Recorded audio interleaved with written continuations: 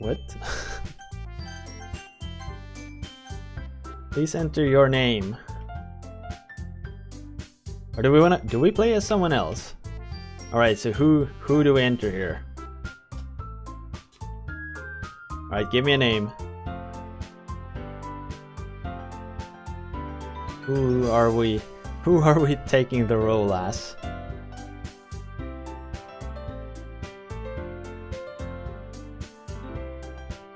No takers? Oh, okay. I need to put myself on the line.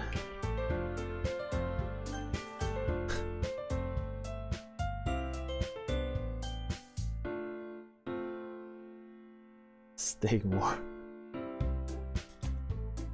Stigmore. Yeah, I guess I am.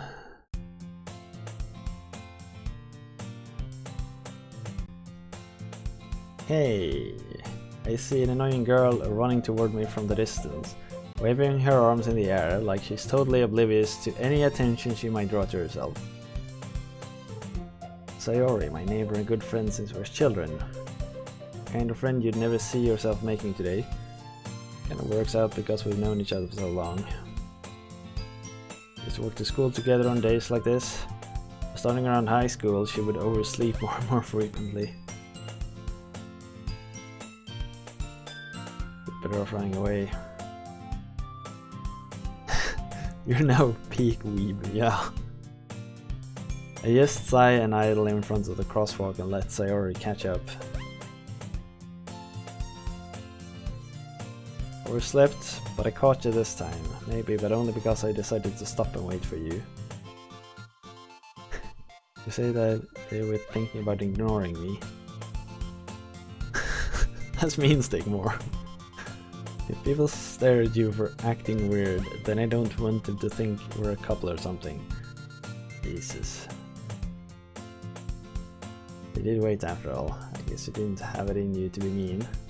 Even if you want to. Yeah, this is already a horror game, I agree. Cross the street together and make our way to school. We draw near, the street become increasingly speckled with other students making their daily commute. By the way, Stig, have you decided on a club to join? Club? I told you I'm not interested in joining any clubs. I haven't been looking either. Eh, that's not true. You told me you would join a club this year. Did I? I'm sure it's possible that I did. One of our many conversations where I dismissively go along with whatever she's going on about. She likes to worry a little bit too much about me, and I'm perfectly content just getting by on average while spending my free time on games and anime. Talking about how I'm worried that you won't learn how to socialize. Your happiness is really important to me.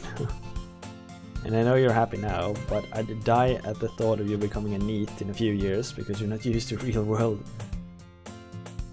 That'll make me keep worrying. Alright, I'll look at a few clubs if it makes you happy. No promises though. Jesus. No one acts like this. Why do I let myself get lectured by such a carefree girl?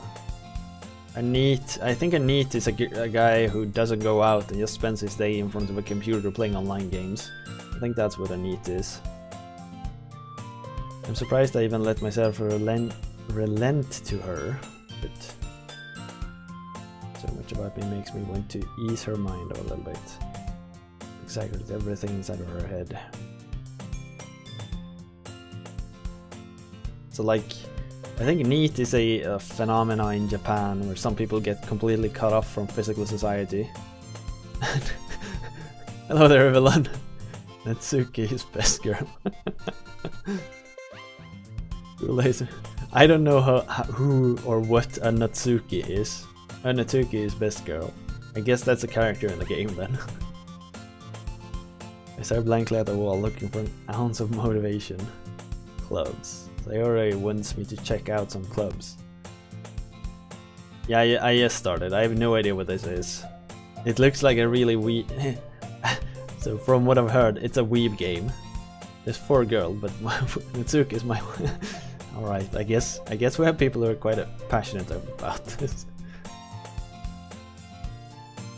It's pronounced more like Natsuki. Oh, Natsuki. Yeah, I know the U is silent sometimes in Japanese, but it's like impossible to know when.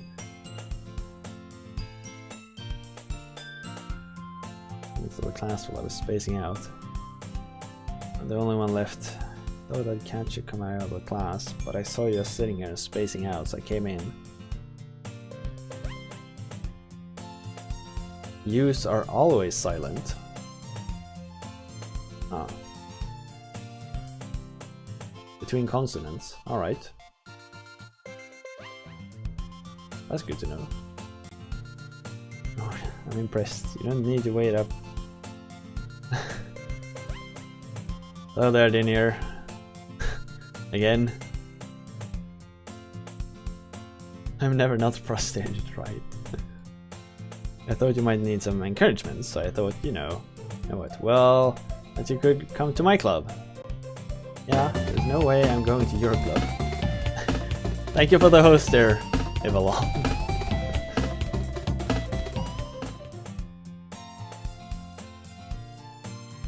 Vice President of the Literature Club. Not that I'm even aware she had any interest in literature. In fact, I'm 99% sure she only did it because she thought it would be fun to help start a new club. You weren't here when I told you about my experience going clubbing in Taiwan, were you? Where the police raid sort of... I wasn't caught, but the club we were going to got raided while we were standing outside, so we were like stuck in the queue. We couldn't get anywhere because there was people like everywhere. So I didn't get to go clubbing in Taiwan. She inherited the title of vice president. That said, my interest in literature is guaranteed to be even less. Going to the anime club? Come on, please. Why do you care so much anyway? I kind of told the club yesterday I would bring a new member. And Natsuki made cupcakes and everything. Don't make promises you can't keep. Can't tell if Sayori is really that much of an airhead, or if she's so cunning as to have planned all of this out. I'll stop by for a cupcake, alright? Let's go! And thus, today marks the day I sold my soul for a cupcake. I dejectedly followed Sayori across the school and upstairs, a section of the school I rarely visit, being generally used for third-year classes and activities. Sayori, full of energy, swings open the classroom door. Everyone, the new member is here. I told you, don't call me a new member. I glance around the room. Welcome to the Literature Club. It's a pleasure meeting you. Girl 1, alright. She has purple hair, a really thin waist, and her rack is like really far apart somehow. It looks odd. They're almost as wide as her shoulders, they're like out here. Maybe it just has to do with the angle. Maybe she's like... Maybe she's holding her hands behind her back to like...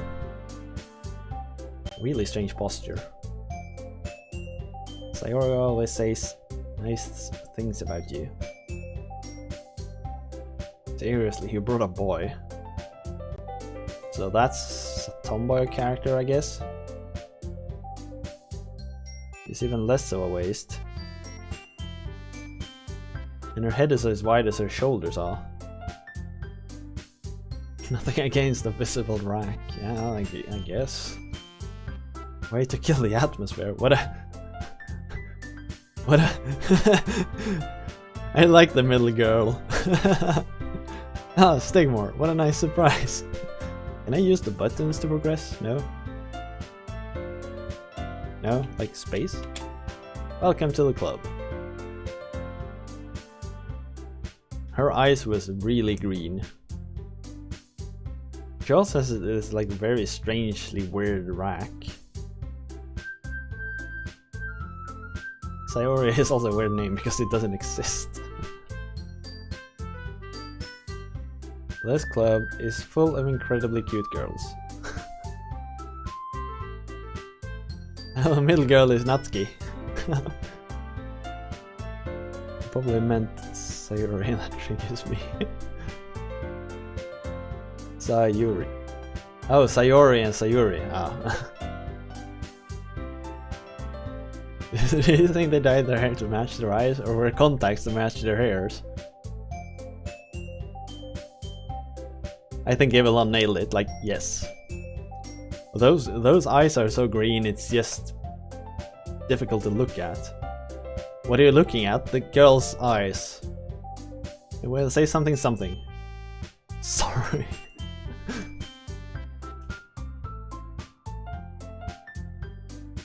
At this point, one could easily believe if you say you're attending at a medical college. What? Who only drinks water?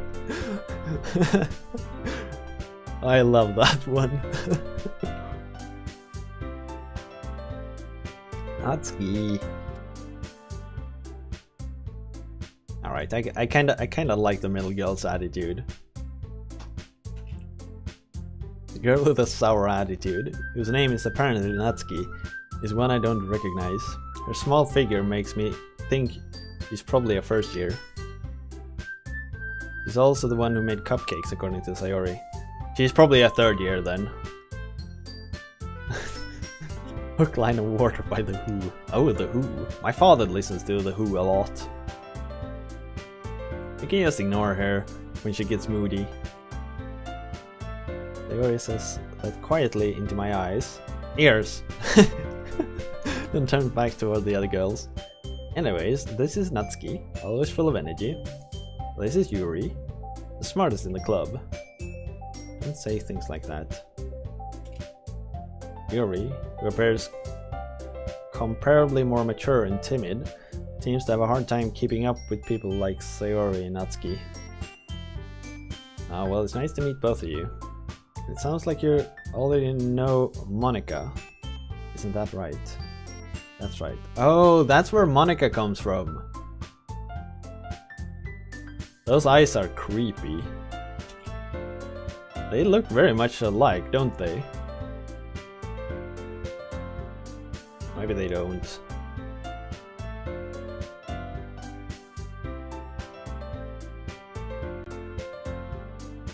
We know each other. Well, we rarely talked, but we were in the same class last year. Monica was probably the most popular girl in class. Small, smart, beautiful and athletic. Basically completely out of my league. Having her smile at me so genuinely feels a little... You too, Monica.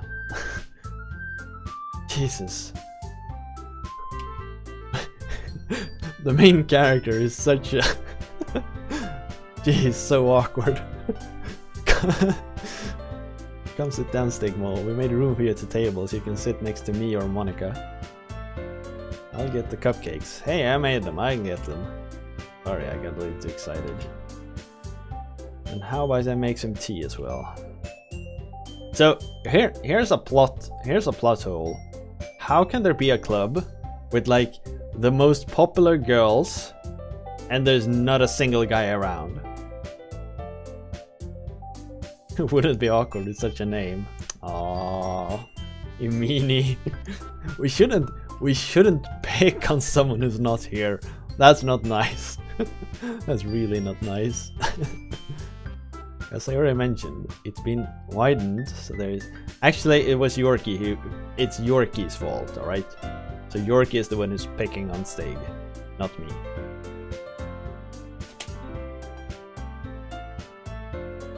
You just refuse to let anyone else join.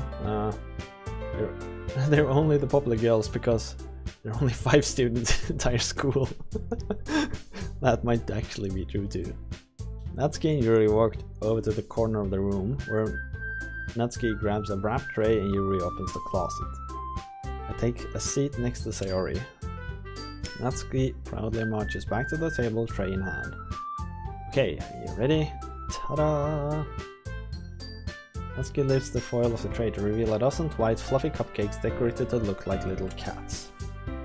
The biscuits are drawn with icing, and little pieces of chocolate were used to make ears. So cute. I had no idea you were so good at baking, Natsuki. Hehe, well, you know. There's only one human in my entire house. I mean, depending on the size of your house, that comment either is a bit creepy or makes complete sense. Zero grabs one first, and Monica. I follow. So delicious. Sayori talks with her mouth full and has already managed to get icing on her face. That makes you the most popular human. Also the least popular human. Also, since you are playing a VN, visual novel, I guess. I turn the cupcake around in my fingers, looking for the best angle to take a bite. Natsuki is quiet. I can't help but notice her sneaking glance in my direction. You waiting for me to take a bite? The icing is sweet and full of flavor. I wonder if she made it herself. This is really good. Thank you, Natsuki. When are you coming to see me?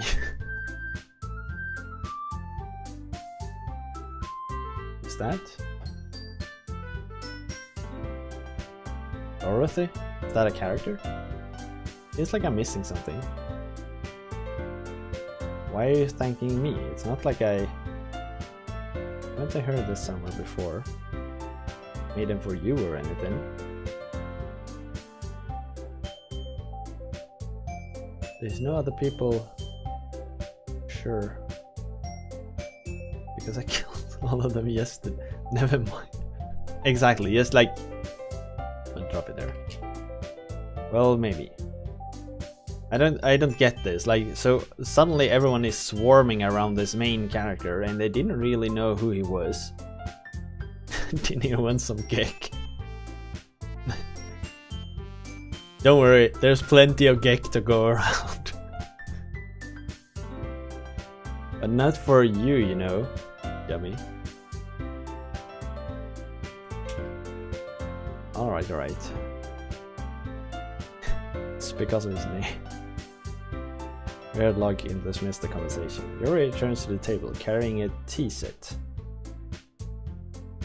Teacup in front of us before setting down the teapot next to the cupcake tray. Dinner wants to stream Puyo Tetris versus mode. Oh yeah, you're only here because there's no Puyo Tetris to watch. I remember now. Keep a whole tea set in this classroom? Don't worry, the teacher gave us permission. Why do you need permission to keep a tea set in a freaking closet? After all, doesn't a hot cup of tea help you enjoy a good book? Yes.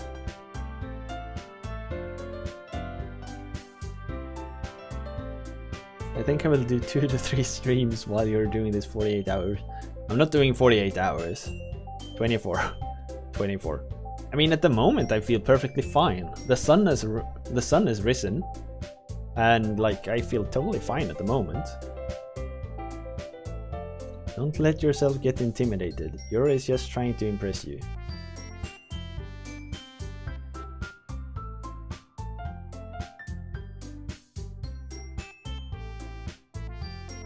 And every time I stop stream, I would be bothering your chat with Daniel Dono who's hosting you for up to 713 viewers. Yeah, I appreciate you actually thinking about me. I mean, that would be frickin' annoying to have that pop up like 2 or 3 times. So you're making the totally right call. Actually, I would block you from auto-hosting me if that's what you were doing. I don't want that. Just be sure to take breaks to use bathroom and sleep for 8 hours. I'm glad. Yuri faintly smiles to herself in relief. Monica raises an eyebrow, then smiles at me. So what made you consider the literature club? I was afraid of this question. I shouldn't tell Monica that I was practically dragged here by Sayori. I haven't joined any clubs yet, and Sayori seems really happy here, so... Don't be embarrassed. We'll make sure you feel right at home, alright? As president of the literature club, it's my duty to make the club fun and exciting for everyone.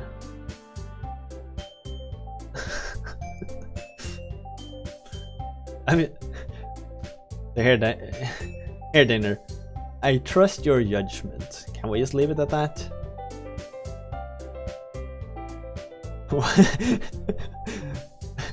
That's also a way of considering it. I'm terrified of that one question. Why did I consider it a literature club? Because I read books? Maybe? How come you decided to start your own club? You could probably be a board member for any of the major clubs. Weren't you a leader of the debate club last year?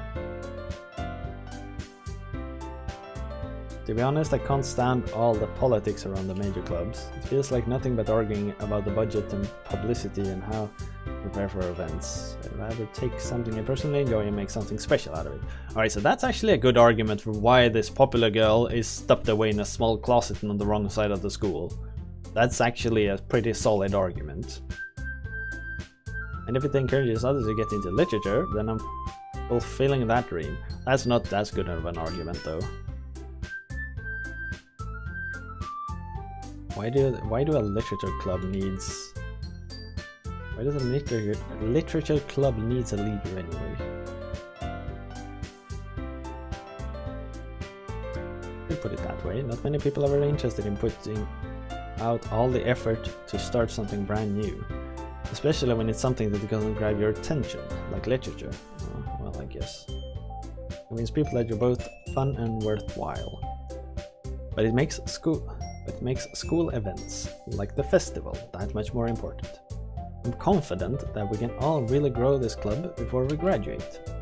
Right everyone? Yeah! Do our best. God, the writing here. Oh, it's disgusting. Everyone enthusiastically agrees. Such different girls are interested in the same goal. Cute girl. I can do my best cute girl voice, alright?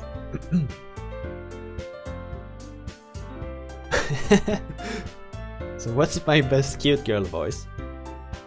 Alright. Monica must have worked really hard. Maybe that's where the... I need a line. Though I still don't really know if I can keep up with their level of enthusiasm about literature. So Stigma, what kinds of things do you like? I sound like an 80-year-old lady. Comic says about how JavaScript is 20,000. Well, considering how little I've read the past few years, I don't really have a good way of answering that.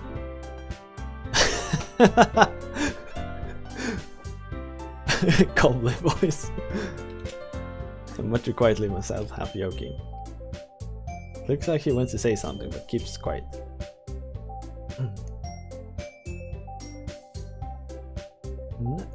How do women talk? I don't know. Not much of a reader, I guess. Well, that can... that can change. What am I saying? I spoke without thinking after seeing Yuri's sad smile.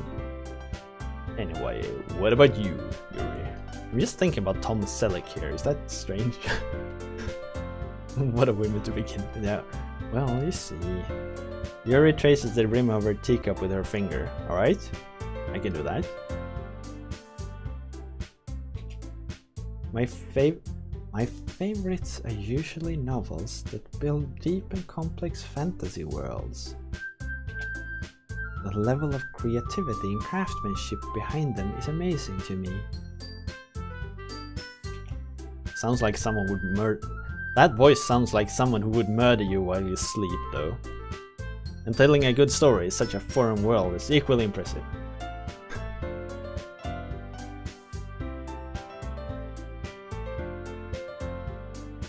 She seems so reserved and timid since the moment I walked in, but it's obvious by the way her eyes light up that she finds her comfort in the world of books, not people. But you know, I like a lot of things.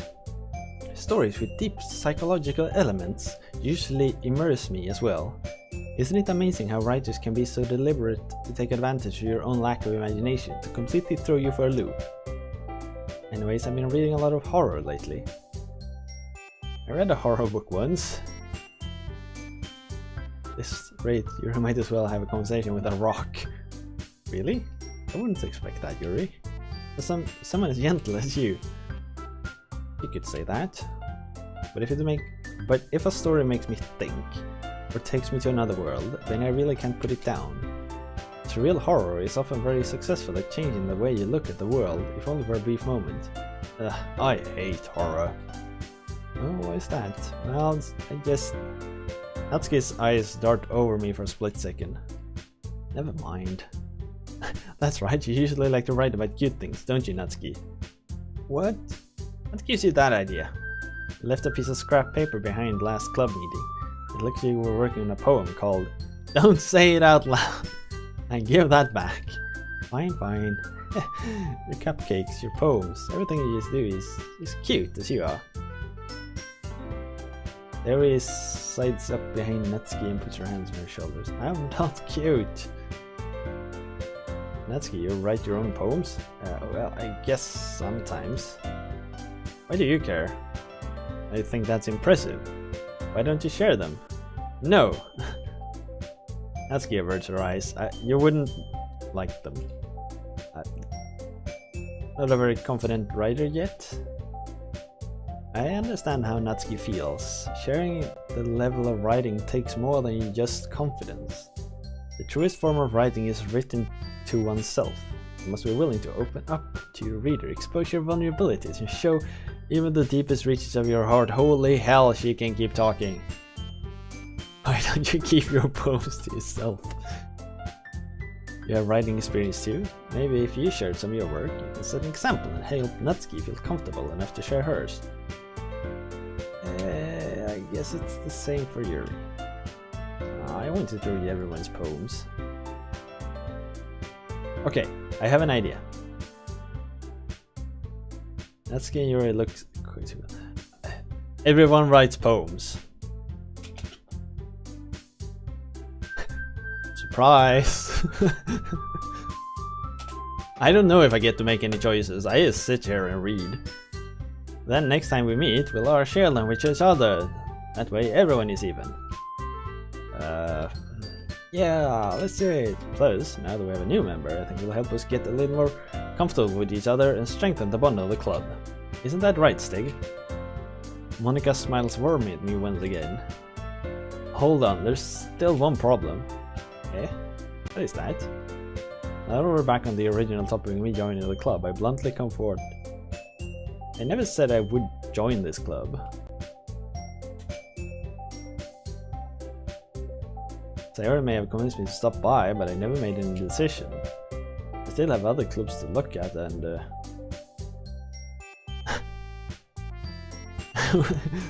Stare back at me with dejected eyes.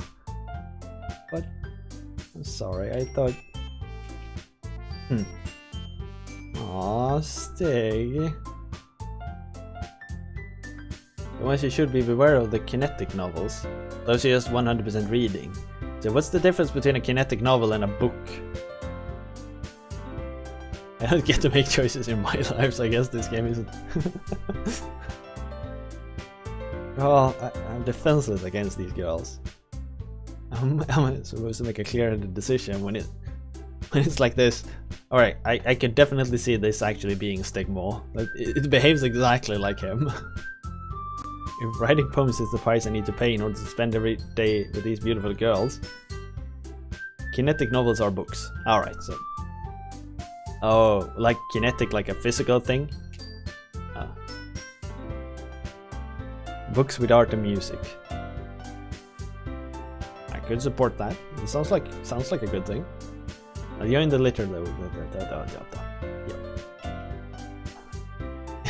Yay! Sayori wraps around, jumping up and down. It really did scare me for a moment. If you really came for the if you just came for the cupcakes, I would be pissed.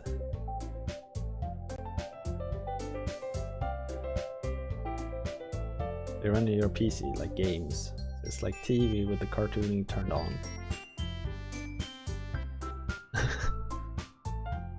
Engineer is only typing these lines because of script.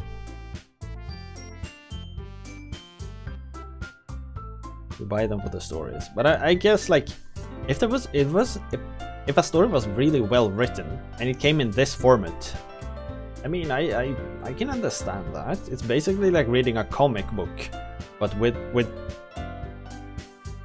yeah, you know, it's like reading a comic book, but you get some music and sound effects. I guess I can understand that. Okay, everyone, I think with that we can officially end today's meeting on a good note. Everyone remember tonight's assignment: write a poem to bring to the next meeting so we can all share. Stig, I look forward to seeing how you express yourself. Yeah, about that. Can I really impress a class star Monica with my mediocre writing skills? There's one on Steam, written by a well-known light spice and wolf. Huh. This genre is the ultimate evolution of the graphic adventure, with all the gameplay removed. I mean, many modern games seems to go towards that. Just remove as many gameplay elements as you can. The girls continue to chit-chat as Yuri and Natsuki clean up their food. Let's take more. Since we're already here, do you want to walk home? That's right, Sayori and I never walk home together anymore because she always stayed after the school for clubs. Sure, might as well. Definitely a descendant. Yay. Something's wrong with Sayori.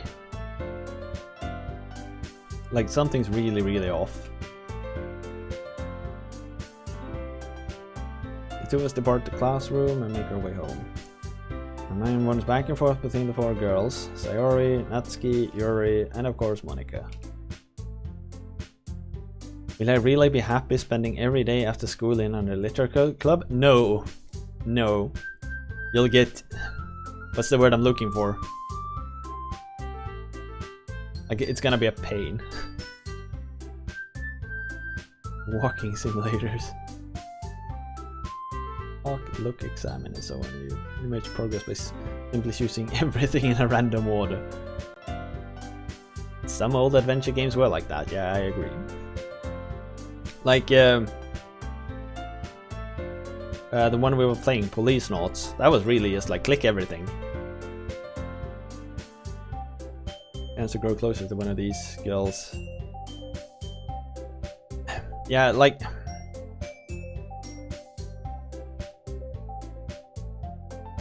So you're actually forced to read all the text anyway. I just need to make the most of my circumstances, and I'm sure good fortune will find me. And I guess that starts with writing a poem tonight. Please let me write the poem myself. Please. Yes! Pick words you think your favorite club member will like. Something good might happen with whoever likes your poem the most. Oh. Do we have multiple pages?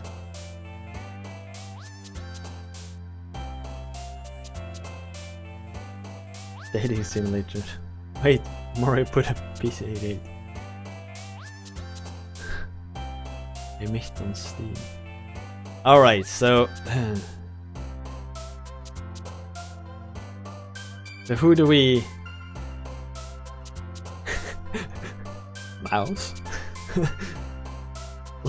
Mouse? Princess Maker 2. I have no idea what that is either. Alright, so I get to pick and choose here. So they write it, I hope, so it can be used backwards. You can possibly learn Japanese. Alright, so I want to take Waterfall. No. So do we want to be moody? Do we want to be like moody and broken? Or do we want to be like... do we want to be precious? No, mouse. Anxiety. Flower. Broken. I like the like... mouse or flower. Mouse. Mouse. Mouse.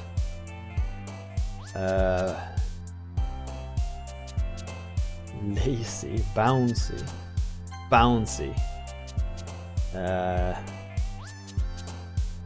If you mouse over it, you should see who likes it. Purple, no. I have no idea. Time, grief, unrestrained, bliss, peace, vivacious. I don't know what that is. Dance. Misery, pout, whirlwind, nibble. Lucky, rainbow, hope, heaven sent. Rainbows! God damn it! Oh, lively. Right. Email, sweet, desire, charm. Sing, disorient. Ocean, kawaii. What? What's a kawaii?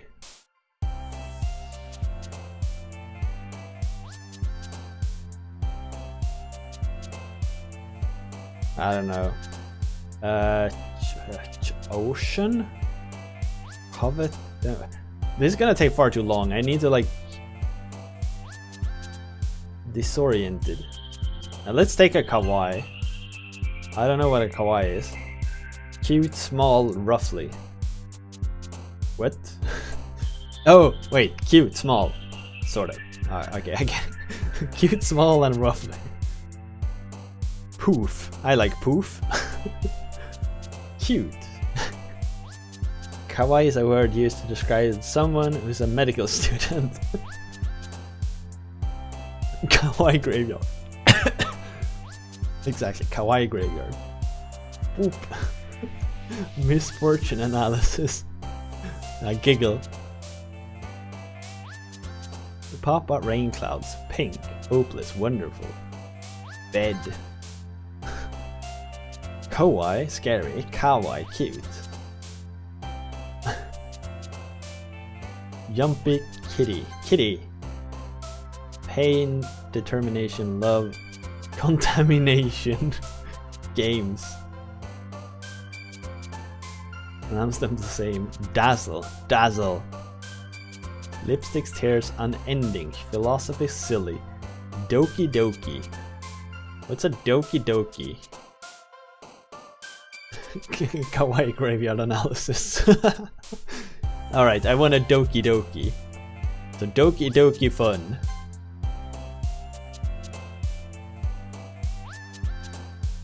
And just like funnier is one step further of funny, kawaii so is one step further of kawaii. Alright. Entropy. Effulgent. Meager. Spinning. Twirl. Fluffy. Of fireworks. Vanilla. What? Parfait. Lollipops. Tenacious. Adventure. Disown. Suicide. What? Doki Doki is the name of the game. Oh, yeah, right. Empty. Summer. Adventure. Adventure. Climax. Massacre. Well, all of these things. Sticky. Special. Promise. Valentine. Disarray. Eternity. Uncanny. Headphones. Death. Wrath. Headphones. Laugh. Ambient. Socks. Ribbon. Nightgown. Family, Fireflies, Inferno, Lust, Nightgown. You could make the best poems out of this. Hi again, Stig. Glad to see you didn't run away on us. Everyone behaves exactly like they're flirting. Ambient Socks Inferno. Yeah, exactly. You could make the best poems out of it if I just like picked the best choices. This might be a little strange for me, but at least I keep my words. Thanks for keeping your promise, Stig. I hope this isn't too overwhelming of a commitment for you. Making you dive headfirst into literature when you're not accustomed to it. Oh, come on, like he deserves any slack. That's the spirit, just like BAM! Behave. Sayori told me she didn't even want to join any clubs this year. Wait, Sayori told me you didn't even. Oh, yeah. And last year, too. I don't know if you plan to just come here and hang out or what. But if you don't take it seriously, then you won't see the end of it. Sorry for making you read a visual novel. Ah, don't worry. I mean, I could imagine much worse things to do. Take him out for someone who keeps her manga collection in the club room. Monica and manga. Manga is literature.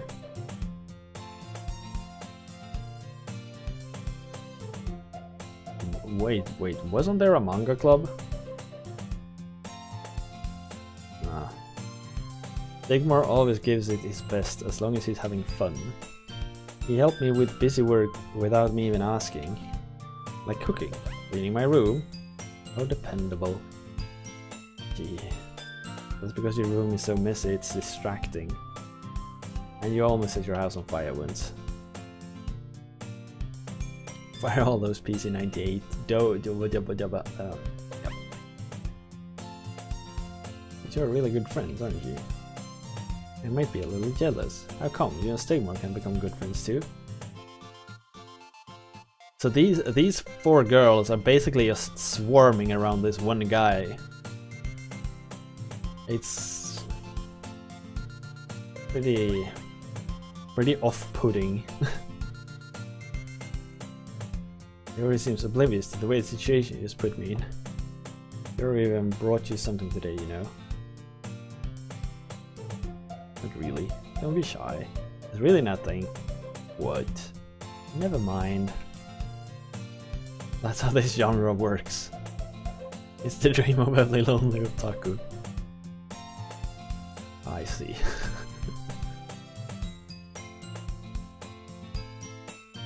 What do I do?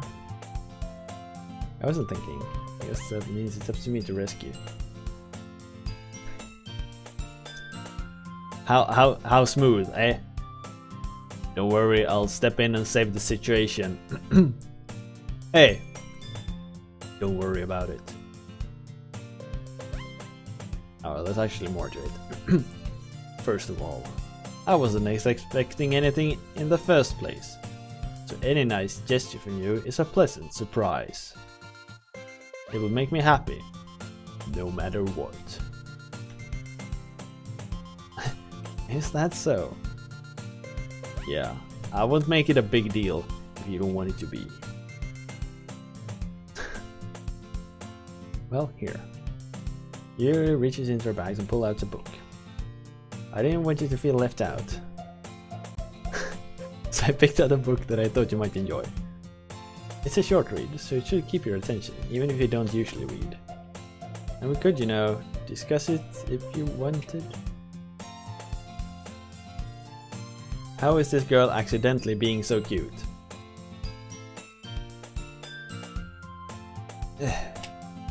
Time to take a bath. I would need some eye rinse. I feel, because this is.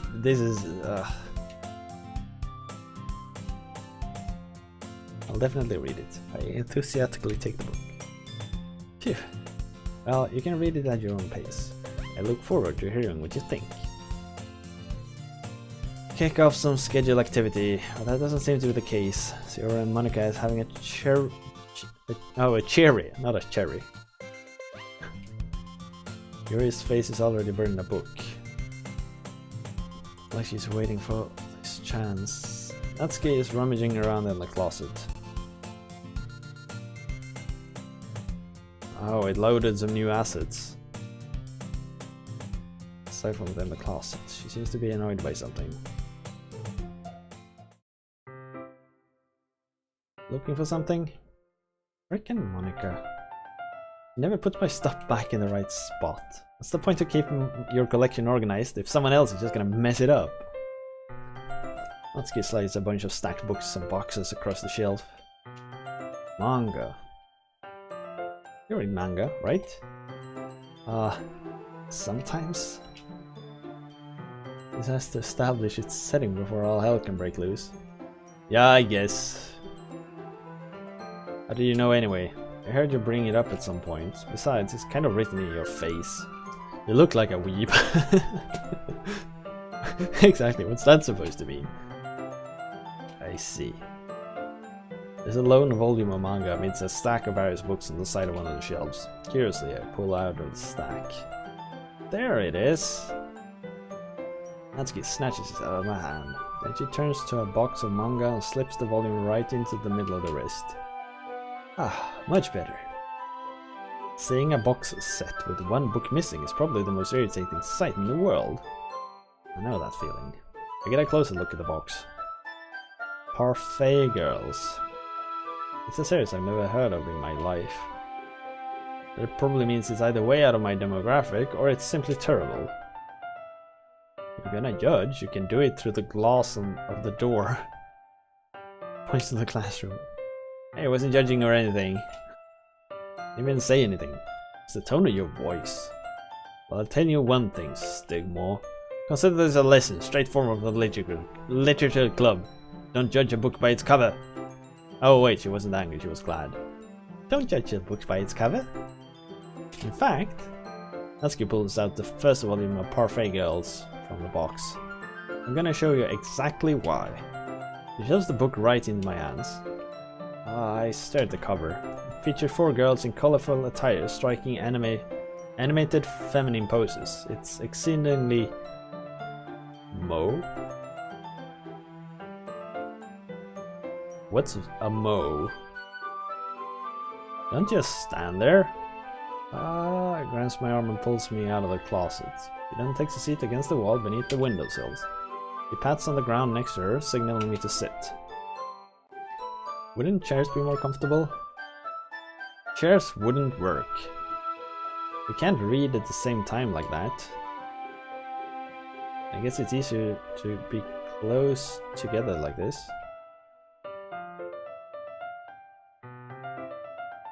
Don't just say that. We're totally innocent to weeb things. So a Mo is a weeb thing. I guess? I don't know, I don't know this. I have no idea what I'm doing. It'll make me feel weird. This is very pleasant. You know, this case is a really rare sight these days. Right? I've never really like... So I watched one of these series once. It was like awkward. It was something. It was also like a club series. And it was so freaking awkward, but it was a bit fun. It was the other way around. It was something like like Gentleman's Club. No, not Gentleman's Club. What was it called? God damn it! It was so freaking funny.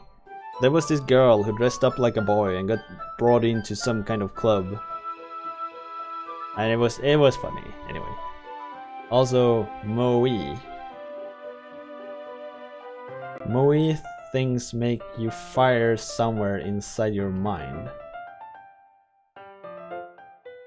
Wait, Moe things make you fire somewhere inside your mind.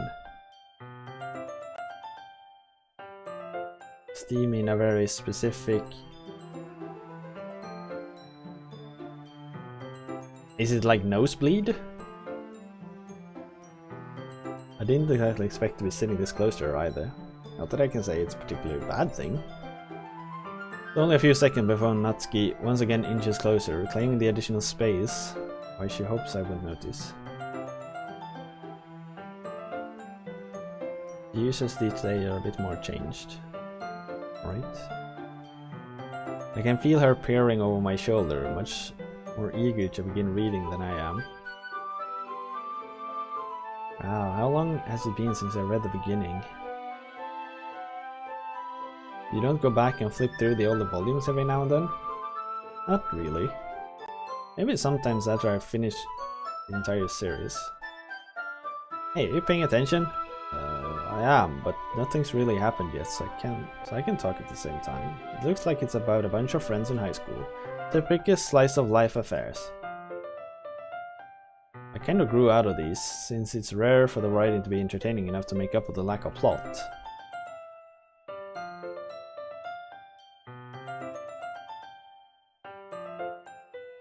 Moe things are things that throw you a crush. I don't know where Morricane is, and I still don't get it. That throw you a crush. Are you supposed to fall in love with it? Like a crush? Like get a thing for it? So what should I expect from this? Is there going to be a plot? Well, obviously. You think I would enjoy something that didn't have a plot?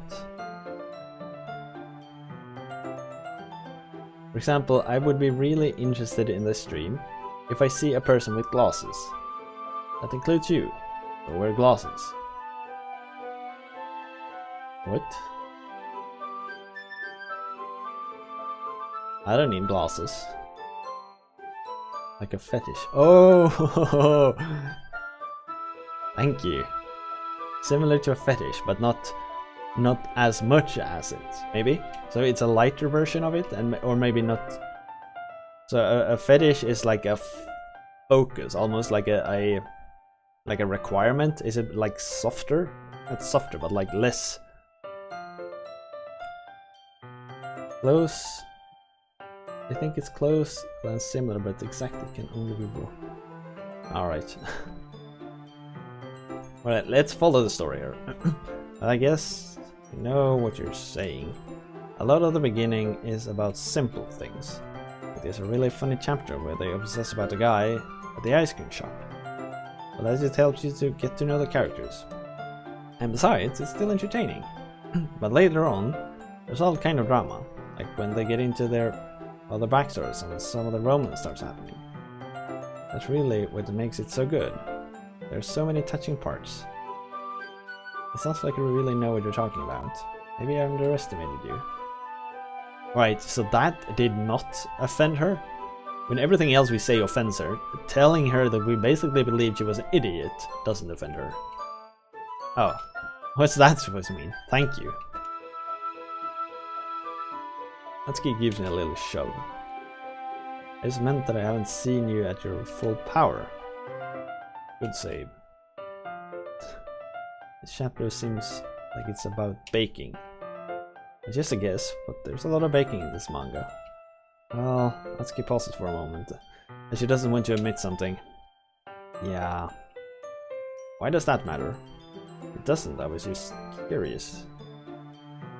When your character says the cover of book is exceedingly moe, or moe, it implies that the cover is full of fetish things, but in some ways like...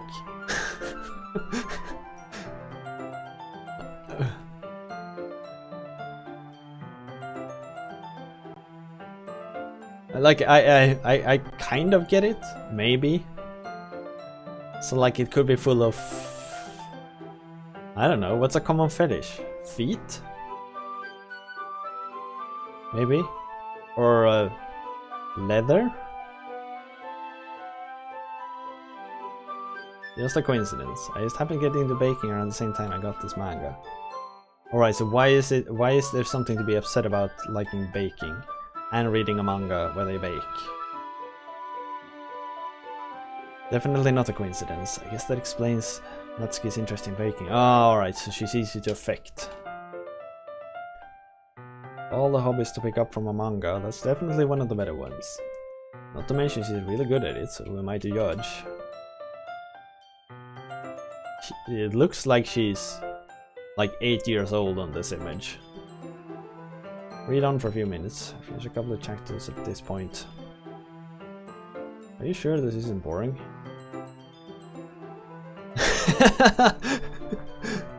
He's singing again. You can't say I have a glasses fetish, or I like things with Megan Moe in it. Wait, is Megan Moe a name? Or Megan? Oh, Megan. Oh, yeah, Megan was that that emote you showed. Okay. Even though you're just watching me read. I'm fine with that. I guess it's fun sharing something you like with someone else. I always get excited when I convince any of my friends to pick up a service I enjoy.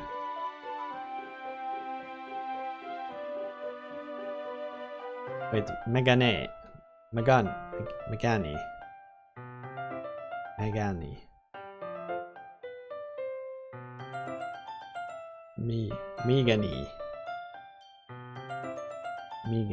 Is it the same with Moe?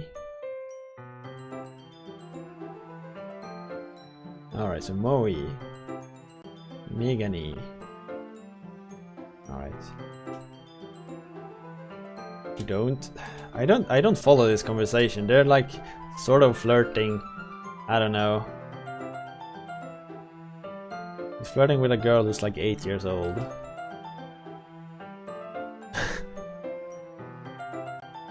Moe, Megani. Alright. Don't you share your manga with your friends? Could you not rub it in? Jeez. Sorry. Like I could ever get my friends to read this. They just think manga is for kids. I can't even bring it up without them being all like, hey, you still haven't grown out of that yet? Makes me want to punch them in the face. You know, those kinds of people. Does those people really exist? I've never encountered a person who goes like, well, I think manga is just for kids. There's some people who think it's like a bit weird, but I'm not even a native English speaker, so this can be nothing but a hard thing for me to do, trying to correct pronunciation of a native English speaker. A pronunciation of a word that isn't even an English word. It's not easy. And I'm not English native, just so you know. But I guess that doesn't make it easier. Honestly, it takes a lot of effort to find friends who don't judge, much like friends who are also into it. I'm already kind of a loser, so I guess I gravitate towards the other losers over time. It's probably harder for someone like you to... that's pretty accurate. I mean, I feel like I can't even keep it in my own room. I don't even know what my dad would do if he found it. But no, I'm not native English. I speak Swedish natively. I'm from Sweden, you know. At least it's safe here in the club room. But Monica was kind of a jerk about it. I just can't win, can I? Well, it paid off in the end, didn't it? I mean, here I am, reading it. It's not like that solves any of my problems. Ouch. Maybe, but at least you're enjoying yourself, right? I think that's just frustration.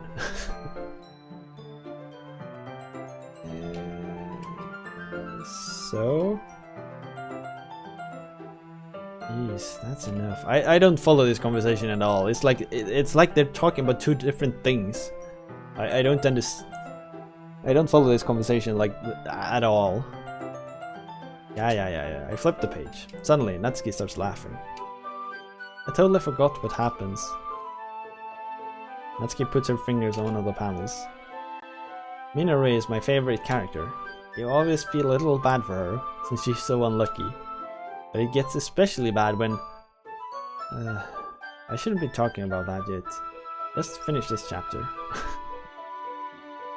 Natsuki's voice sparkles with excitement. I should not use my mic on my stream. I am so frustrated.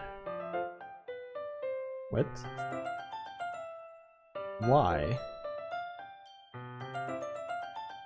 I feel like there's something I'm missing here.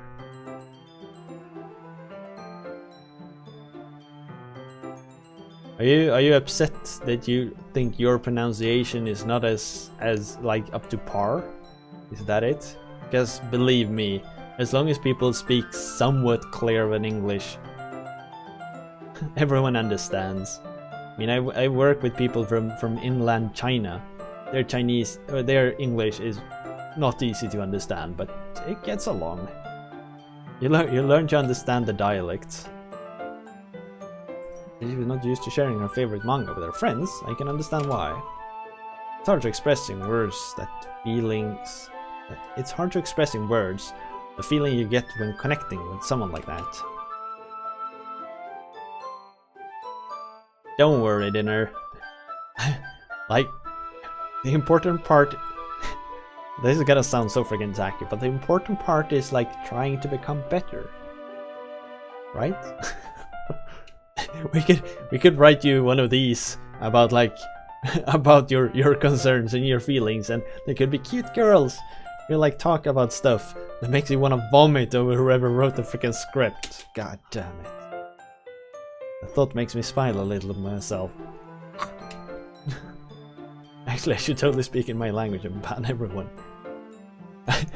Imagine if Twitch had an option of just disabling chat, like you can do in YouTube, like turn off comments. You do the same thing. Oh, it'd be so freaking funny.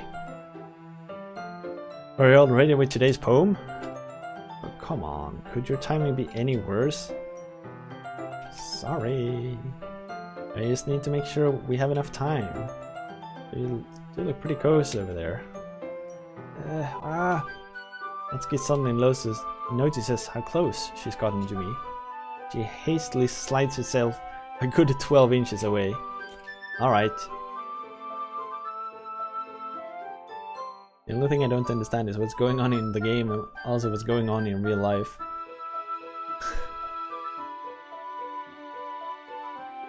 Like I have a bit of a trouble following this because it's a lot of words, but there's like no content.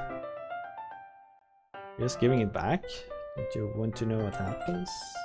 Yeah, but Monica just said, don't be dumb, just take it home with you. Eh? That really alright? I said that mostly because I didn't plan on using my spare time to read this. Of course! It would take forever to finish it if you didn't take it home. Just finish that one bite before tomorrow so we can start the next one. And if it gets bent, I'll kill you. By tomorrow? You only got partway through the volume so far. I might fall behind on some shows if I try to get through this. But I suppose that's necessary to sacrifice in exchange for seeing Natsuki's enthusiastic face. Yeah, I guess so, Dinner, but like, oh, it's slow. I'm too modern of a gamer. Like, there are actions now. Don't finish. Yeah, stand up. Return to where I put my stuff and carefully slip the book into my bag. By the way, did you remember to write a poem last night? Yeah. My relaxation ends. I can't believe I agreed to something so embarrassing. I couldn't really find much inspiration since I've never really done this before. But I had to find someone to share with. Can't wait! Sayori and Monica enthusiastically pulls out their poems. Sayori is on a wrinkled sheet of loose leaf torn from a spiral notebook. On the other hand, Monica wrote hers in a composition notebook. I can already see Monica's pristine handwriting from where I sit. Natsuki and Yuri reluctantly complies as well, reaching into their bags. I do the same myself.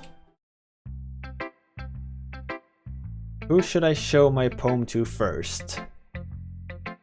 So we've gotten off pretty good with Natsuki. And Yuri is the really shy girl who gave us a book. I guess we should show it to Natsuki. Because apparently she's best girl.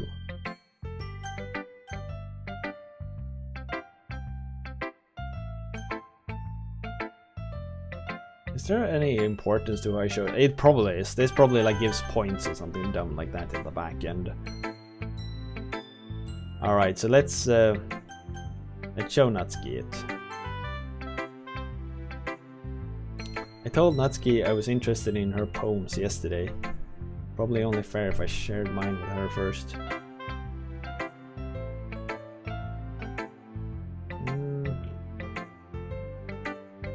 Let's start with the things I don't like. First of all, Natsuki rereads my poem. Never mind, I don't feel like giving you my opinion. And what's the point of sharing in the first place? I wrote this when I could have been doing other things. In fact, remembering how I said I wanted to read your poems, that's what I had in mind when writing this. I want to help you feel comfortable enough to share yours. Like Monica said. Well, I would have been more comfortable sharing my poem if yours was real. I would be more comfortable sharing my poem if yours was really bad. It's actually a compliment. You were supposed to show me some dumb poem and make me go, ha! Well, it's not that great, but let me show you what real literature looks like. You went and ruined it. Sorry. I hope you're happy. You saying you liked it? Oh, hi, doggy. Good morning.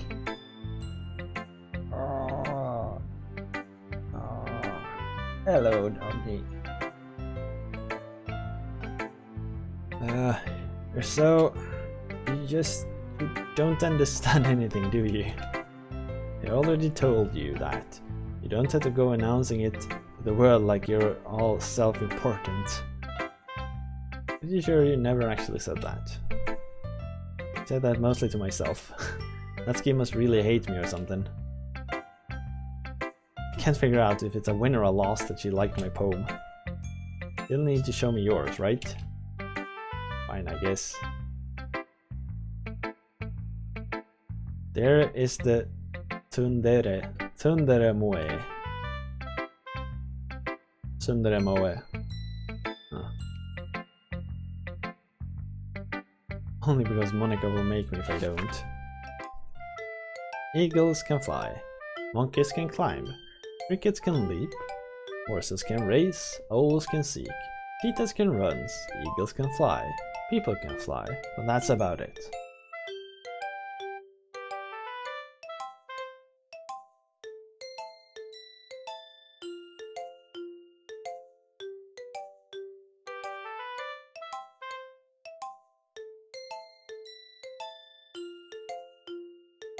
What? Monkeys can climb, crickets can leap, horses can race, owls can seek. Cheetahs can run, eagles can fly, people can fly, but that's about it. Her poem is a cry. Yeah, it really is. Yeah, I told you that you weren't gonna like it. I like it. What? Just be honest. I am. Why are you so convinced that I wouldn't like it? Because that's not really a reason. Everyone in high school thinks that writing has to be all sophisticated and stuff. People don't even take my writing seriously. But isn't the point of poems for people to express themselves? A writing style doesn't make your message any less valid. People can try, but nothing else. Yeah, I guess that's sort of what she's saying. I mean, there is something intriguing about that poem. Eagles can fly, people can fly, well, that's about it.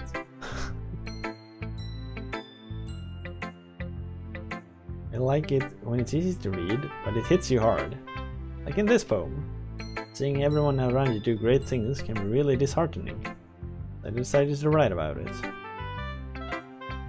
The other nice thing about simple writing is that it puts more weight on the wordplay. Like a setup for a rhyme at the end, but then makes it fall flat on purpose. It helps bring out the feeling in the last line. So you did. I guess more went into this than I realized. That's what it means to be a pro. I'm glad you learned something. Didn't expect that from the youngest one here, did you? Oh, she is the youngest one.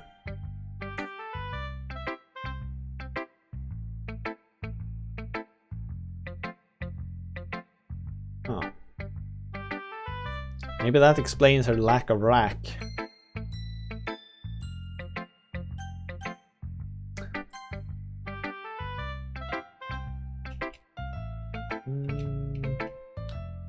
Rory stares at the poem. A minute passes, more than enough time for her to finish reading.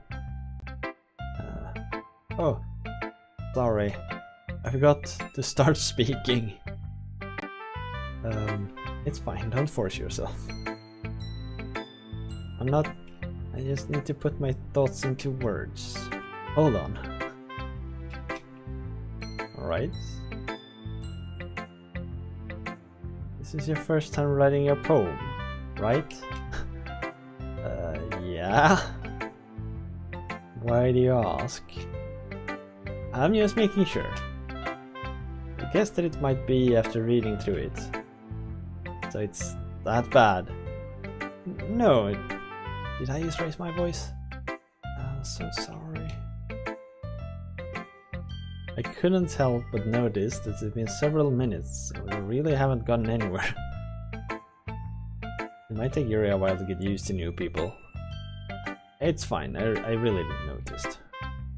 What were you saying? Right, it's just that there are specific writing habits that are usually typical of new writers, and having been through that myself, I kinda learned to pick up on them. I think the most notable thing to recognize in new writers is that they try to make their style very deliberate. In other words, they tend to pick up writing style separate from the topic matter, and they form-fit the two together.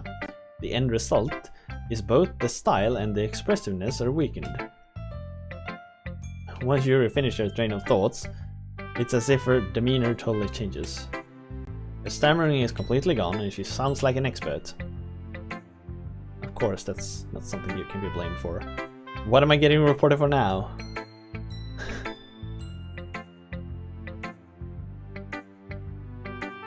Hi, dog. Yeah. Give me a few moments here. There's so many different skills and techniques that go into writing even a simple poem. Not just finding them and building them, but getting them to work together is probably the most challenging part. It might take you some time, but it all comes with practice and learning by example and trying new things. I also hope that everyone else in the club gives you valuable feedback. Natsuki can be a little bit biased though. Lacks of lacks. No, lacks of racks.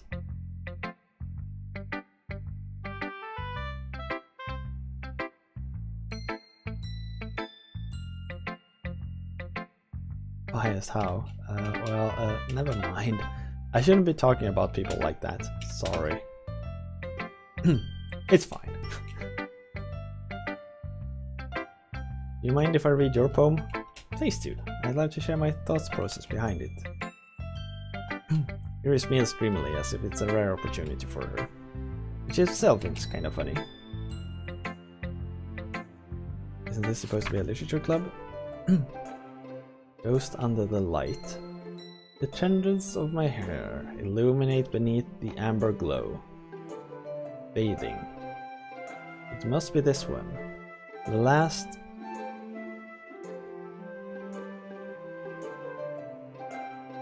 I mean, poor pun.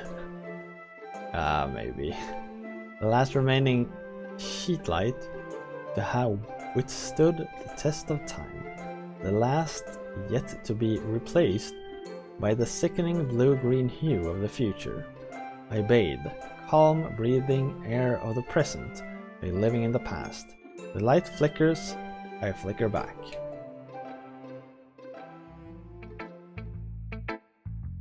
I'm sorry I have such terrible handwriting. I wasn't thinking of it, but it took you a long time to read. I don't read script very often. I think your handwriting is pretty. Yeah, that's a relief. I like the poem. Even though it's short, it's very descriptive. The monkey poem was better. Yeah, I agree. I like the monkey poem.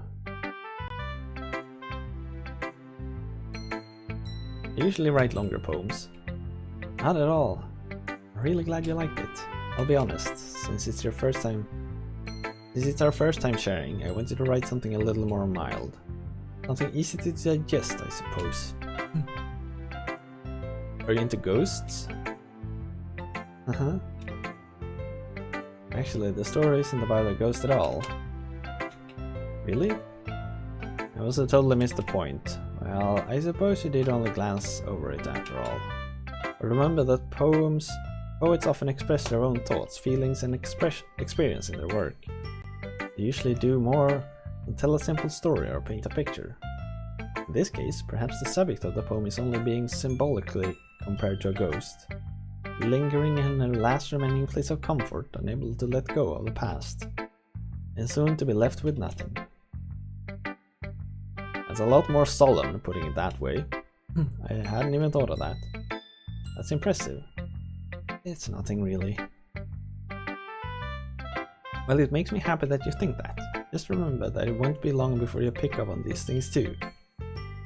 Maybe you're right. I guess I'll have to keep trying. I'm counting on you.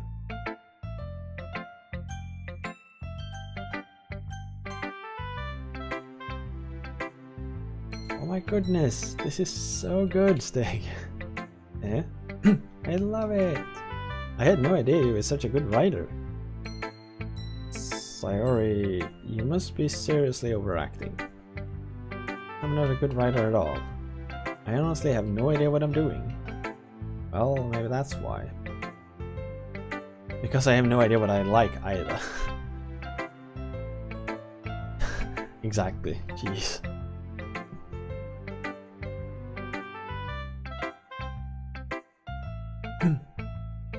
Are you sure you don't like it just because I wrote it? Yeah? And sure, that's part of it. I think I understand you better than a lot of the people you know. When I read your poem, it's not just a poem. It's a Stigmore poem. That makes it feel extra special. Like I can feel your feelings in it. So weird. I'm really happy just that you wrote one. It just reminds me of how you're really a part of the club now. Not to mention the fact that I'm standing in front of you in the club room.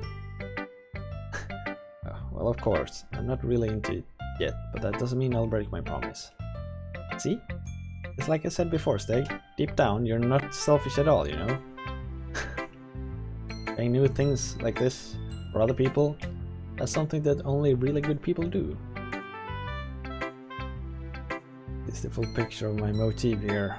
Then again, can't deny that she's part of the reason I joined. Knowing how much this means to her and all. I'm gonna make sure you have lots of fun here, alright? That will be my way of thanking you. Alright, I'm gonna hold you to that then. Yay! Now you'll read my poem too, right? Don't worry, I'm really bad at this. We'll see about that. Dear sunshine, the way you glow through my blinds in the morning, it makes me feel like you missed me. Kissing my forehead to help me out of bed, making me rub the sleepy from my eyes. Are you asking me to come out and play? Are you trusting me to wish away a rainy day? I look above, the sky is blue. It's a secret, but I trust you too. If it wasn't for you, I would sleep forever. But I'm not mad. I want breakfast.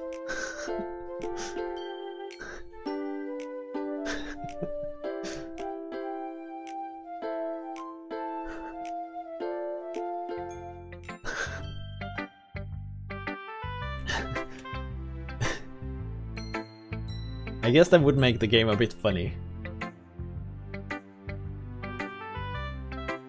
Did you wait until this morning to write this? No? Just a little bit.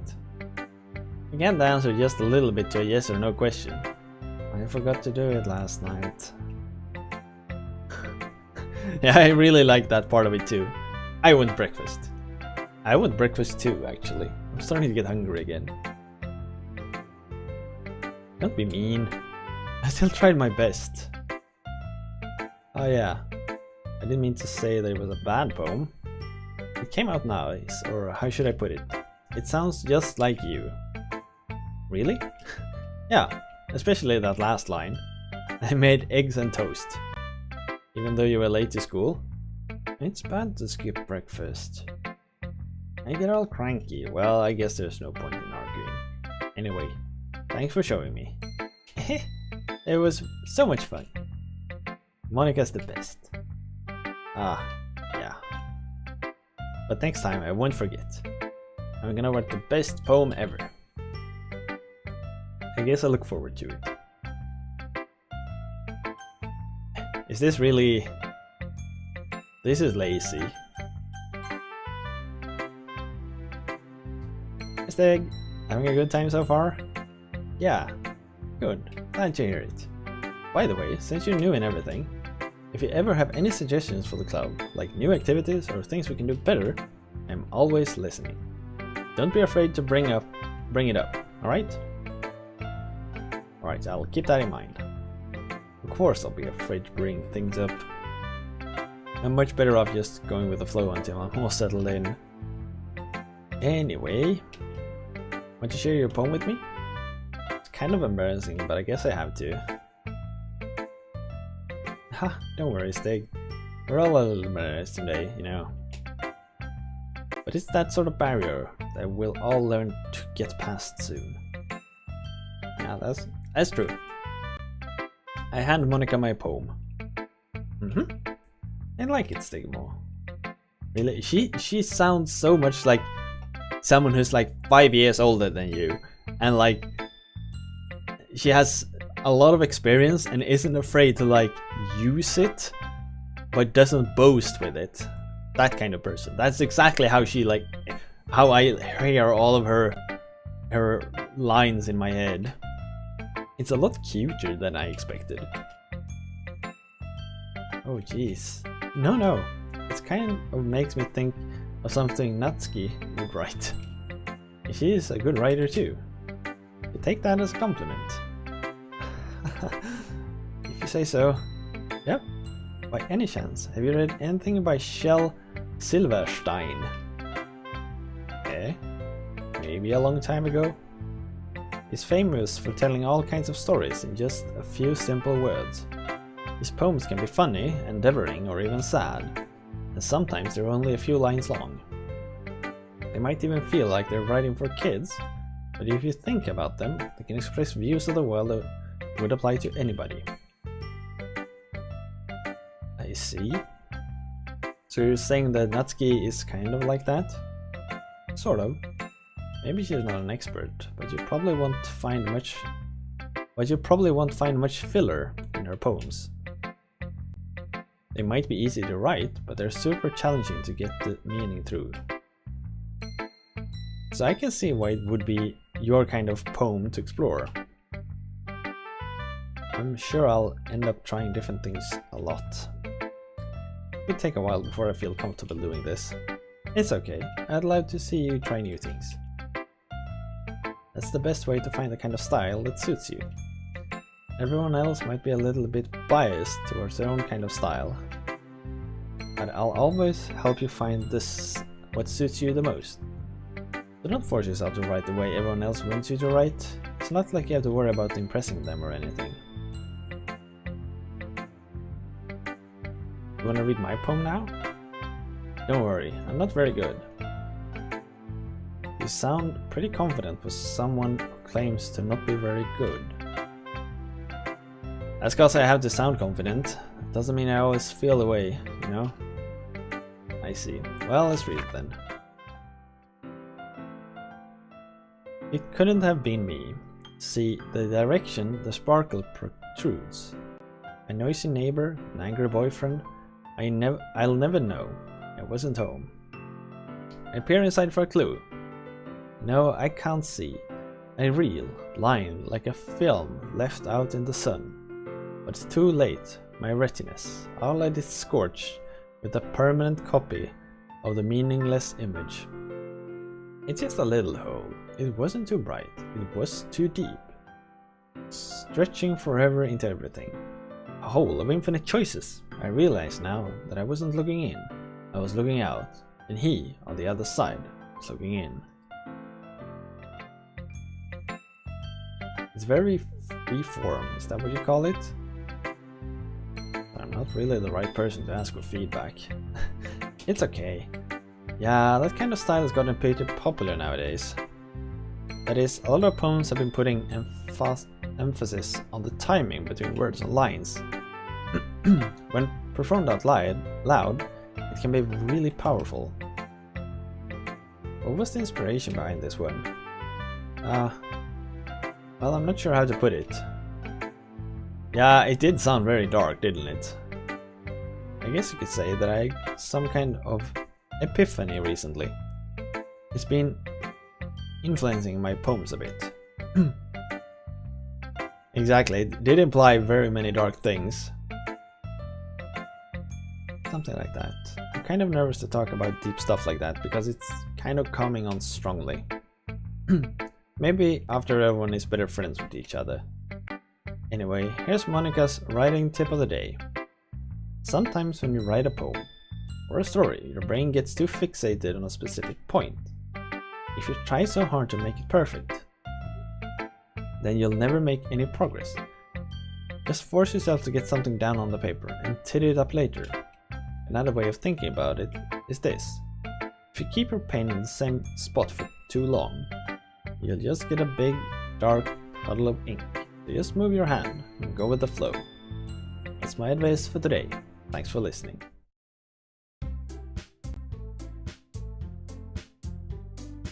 Good morning, Stigmo. I guess that's everyone. I glanced around the room. That was a little more stressful than I anticipated. It's as if everyone is judging me for my mediocre writing abilities. Even if they're just being nice, there's no way my poems can stand up to theirs. This is a literature club after all. I sigh. I guess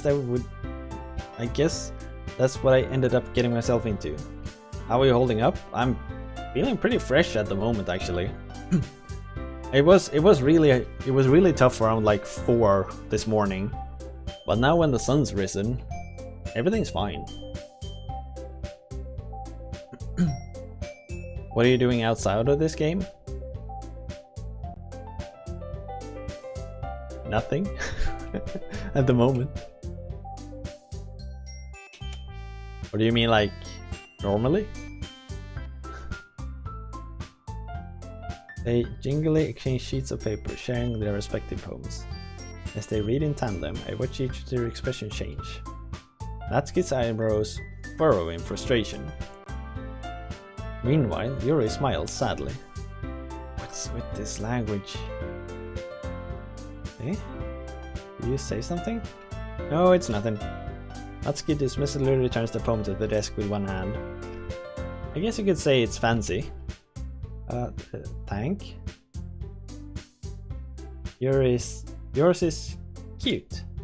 Cute? Did you completely miss the symbolism or something? It's clear about the feeling of giving up. How can that be cute?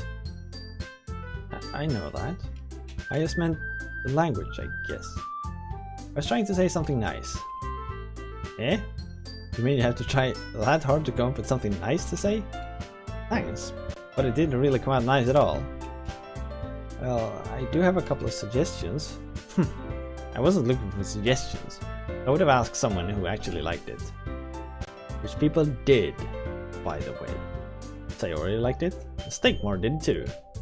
So based on that, I'll gladly give you some suggestions of my own. First of all, excuse me, I appreciate the offer, but I've spent a long time establishing my writing style. I don't expect it to change anytime soon, unless of course I come across as something particularly inspiring. Which I haven't yet. And Stigmore liked my poem too, you know. He even told me he was impressed by it. Natsuki suddenly stands up. Oh, I didn't realize you were so invested in trying to impress our new member, Yuri. That's not what I... You're just... Yuri stands up as well. Maybe you're just jealous that Stigmore appreciates my advice more than he appreciated yours. And how do you know he didn't appreciate my advice more? Are you that full of yourself? Alright, to our defense, Stigmore, it was Yorkie who chose the name, alright? So we're innocent. We're all innocent. It's Yorkie who's the culprit here. No. If I was full of myself, I would deliberately go out of my way to make everything I do.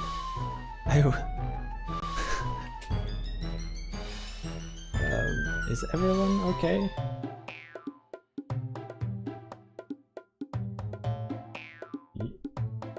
Oh, Yuri is the purple-haired one. The one who's so...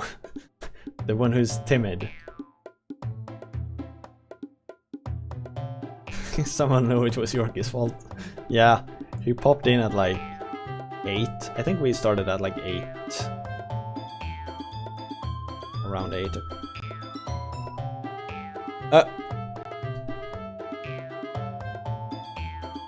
What are you doing, dog? I know.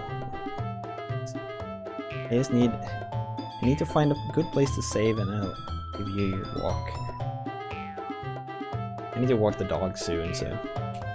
I wasn't the one whose boobs magically grew a size bigger as soon as Stigmar started showing up. Natsuki! Natsuki, that's a little... This doesn't involve you. I don't like fighting, guys. Stigmar, she's just trying to make me look bad. That's not true. She started it. If she could get over herself and learn to appreciate the simple writing is more effective, then this wouldn't have happened in the first place. What's the point in making your poems all convoluted for no reason? Stigmar is responsible for random tits growing in size.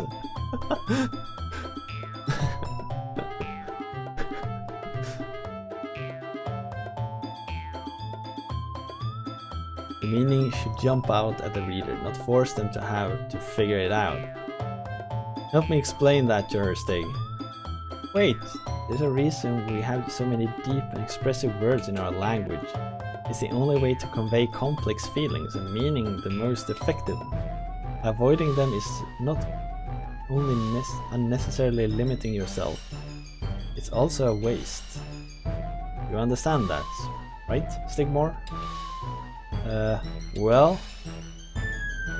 How did I get dragged into this in the first place? It's not like I know anything about writing. They'll probably think more highly of me. Nilsson!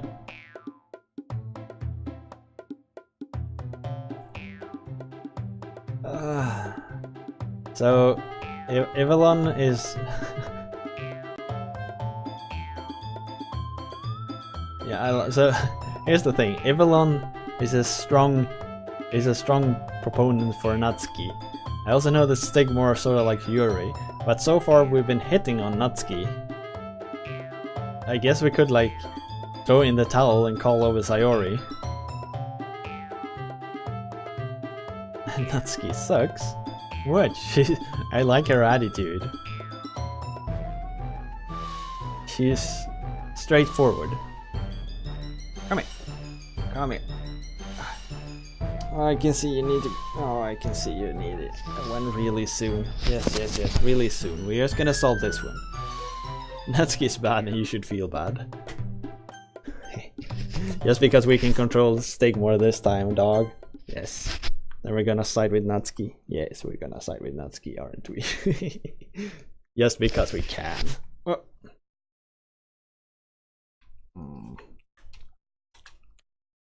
Yes, kisses. You're really talented. Well, Natsuki has a point. I think that I racked my brain in an attempt to back myself up. I think that conveying feelings with few words can be just as impressive as well. Now, wife is sleeping, Goro, so... If you don't like something, you should die. Yeah, the waifu fight. It lets the reader's imagination take over. And Natsuki's poem did a really good job of that. Yeah! It did, didn't it? Haha! Shows how much you know. But that's not Natsuki. I think that's enough. Huh? Me? She was mean to me. Look, what we talked about yesterday was right. Writing is a really personal thing. What? Ah, Jesus. Burning hell. Writing is a really personal thing, and sharing it can definitely be hard. It looks like we learned that today. Even small criticism can lead to something pretty heated. Yuri is nodding vigorously. Yes, so you don't need to feel threatened. You're a great writer, Natsuki. Natsuki's voice gets caught in surprise. Thanks for noticing. He finally mutters that barely inaudible. Yuri. Looks at me dejectedly. With a face like that, I can't help but feel bad for her. I'm sure that Natsuki didn't mean everything she said.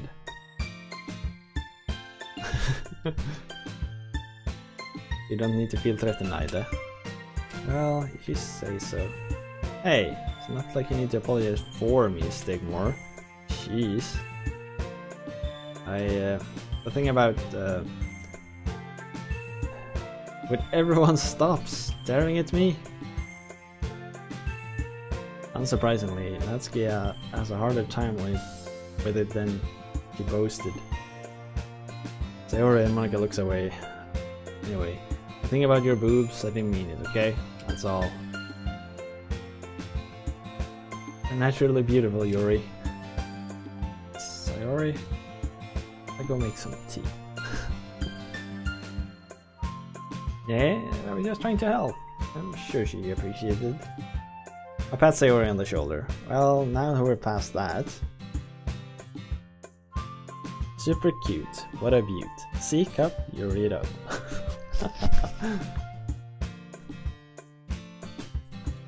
Hi, friend. Now that we're past that, everyone's read each other's poems, right? I hope that it was worthwhile for everyone. Especially you, Stigmore. And to be honest, it's a nice change of pace from the lazing around we got a little too used to.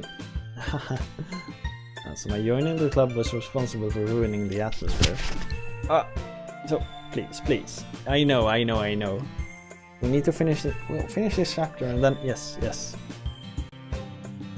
Still time before we go home, so we'll relax for a bit. Of course, besides chatting, we do literature-related things in the club room. Maybe you can take the chance to pick up a book or do some writing. That's what the club is for. I disagree. About what? That's not the most important thing about the literature club.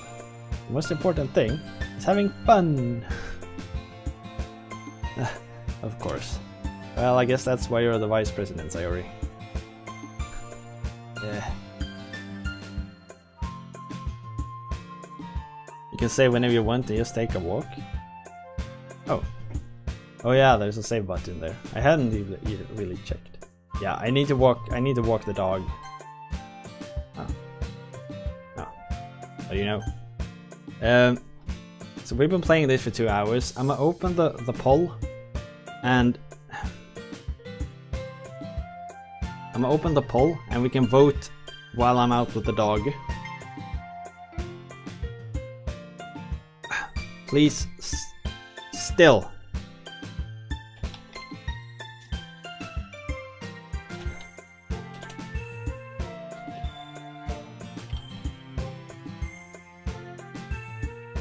Here we go.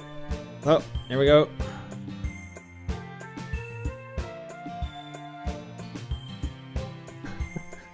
So, do the poll while I'm away. I'll go walk the dog and I'll be back in a while.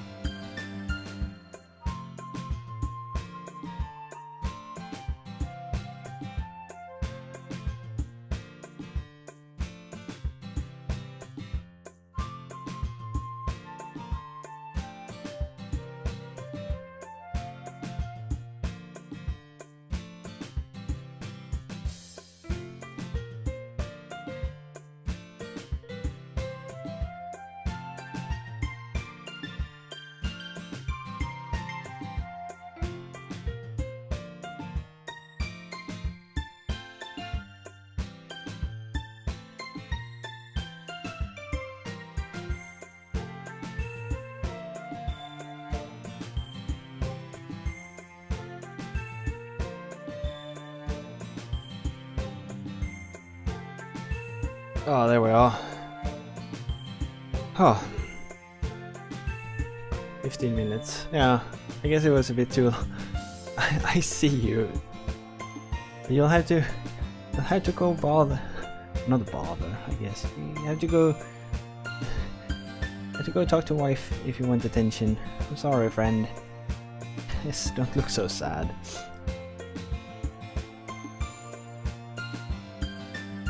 Thank you. Are these the votes we have? More Doki Doki seems to be the winning alternative here. Yeah, it seems like it. If these are the votes that came in after all this time, I guess this is what we'll do.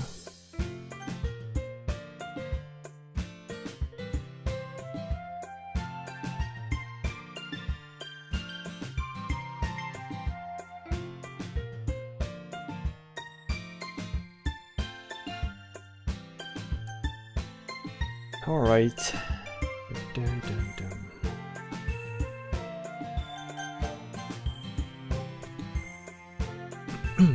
In the end though, Monica is right.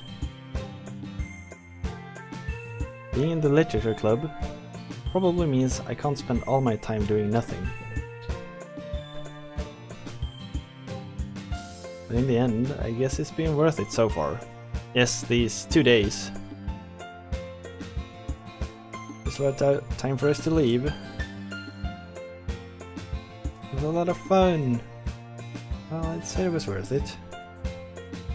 It was alright, mostly. I'd say the same. It was a neat thing to talk about with everyone. Do the same thing tomorrow. So poems will turn out even better. Natsuki. Such a hater.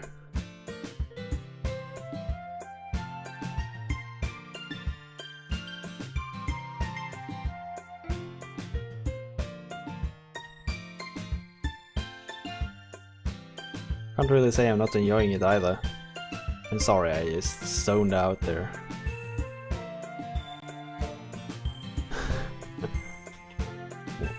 What happened earlier? Between Yuri and Natsuki. Does that kind of thing happen often? No. That's really the first time I've seen them fight like that. I promise they're both wonderful people. You don't hate them, do you? No, I don't hate them. I just wanted your opinion, that's all. I can see why they'd make good friends with you. Here. You know, Stigmore, it is nice that you get to time. It is nice that I get to spend time with you in the club. But I think seeing you get along with everyone is what makes me the happiest. And I think everyone really likes you too. That's... Every day is going to be so much fun. It looks like Sayori still hasn't caught onto the kind of situation I'm in. Exactly, Stig, that's what's going on. Stig just upsets the delicate balance that used to be the literature club. You see what the future holds, Sayori. I pat Sayori on the shoulder. I say that I said that more to myself than to her, but it's easy to use Sayori as an internal monologue sometimes. Has any of the juicy stuff happened? I'm guessing there's more to this game than just this. Because this is... We've been going at it for like 2 hours, and it's just...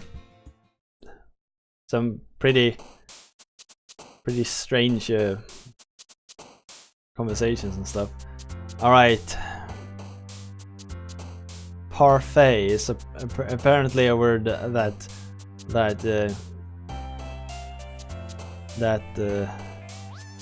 I forgot her name. Natsuki.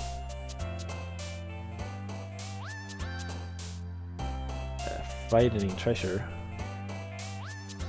Marshmallow. Insight. Lust.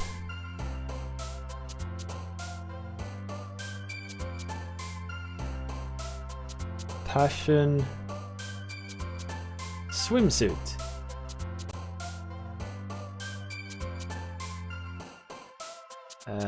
Cheeks. Crimson.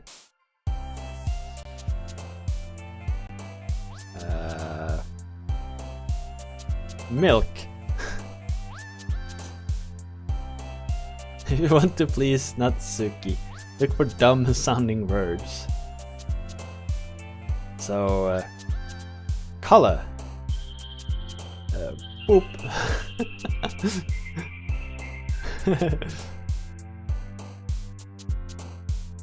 Hair.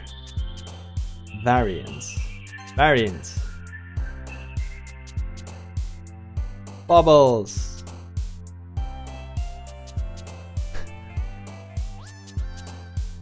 Bubbles. Spinning. Heartbeat.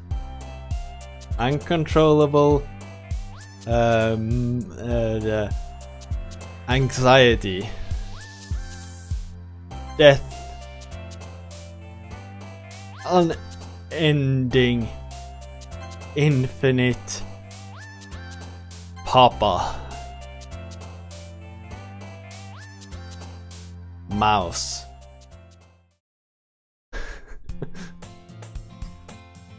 Such poem. I made some breakfast too here, so sorry if it crunches every now and then.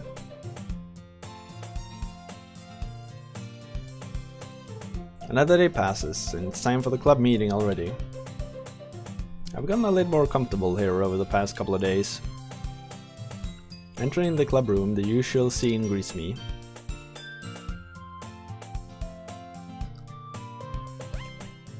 Hi, Stigmore! Yo, Sayori! Looks like you're in good mood today. You're a literary genius. I know. But I try to be humble about it. It's one of my defining features, my humbleness. Some claim that I am the best at being humble. I'm still not used to being in the club, that's all. It's a pretty simple thing to get you in a good mood, but I guess it's always the simple things with you anyway. Speaking of which, I'm kinda hungry. Will you come with me to buy a snack? No thanks. That's not like you at all. I have my reasons. What? I don't think I look at your purse, Sayori. Eh? Why that all of a sudden? No reason really. I just wanted to look at it. Ah. Retrieves her coin purse. She fumbles with the latch. Contents spill out. Only 2 small coins fall out. She wanted me to pay for it. Or she wanted Steg to pay for it. You see, I can almost identify with it. I knew it. I can see right through you, Sayori. That's not fair. How did you even know? It's simple. If you had enough money in the first place, you would have bought a snack before coming to the club room. So either you're not hungry and want an excuse to take a walk, or you plan to conveniently forget that you spent all your money so that I would lend you some. But there's one more thing. You're always hungry. And so that only leaves one option.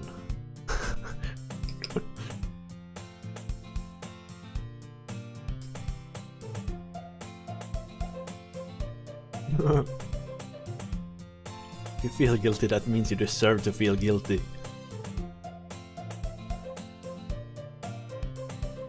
I didn't notice she was listening in. Her face is in her book, as always. Detective Steg solves the case.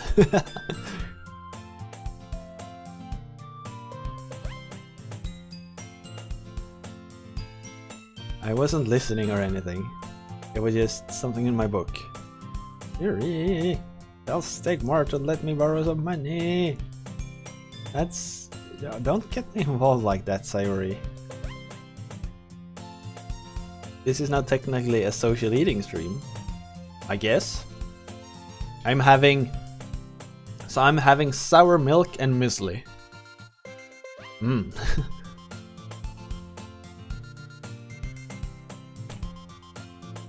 Besides, you should only buy what you can responsibly afford. And frankly, after pulling a mischievous little stunt like that, your suffering is fair enough retribution. Did I just... I didn't mean that. I get too absorbed into my book. I really like when you speak your mind, Yuri. It doesn't happen much, but it's fun side of you. Oh. There's no way you could think that. You're right though. I did something bad and now I have to accept the revolution. Retribution. That.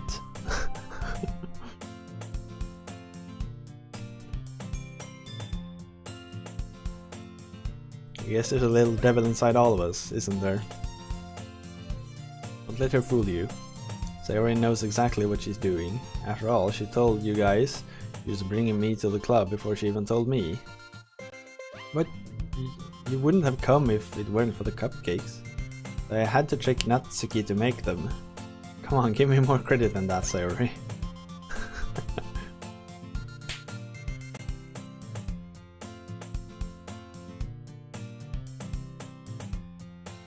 A cookie?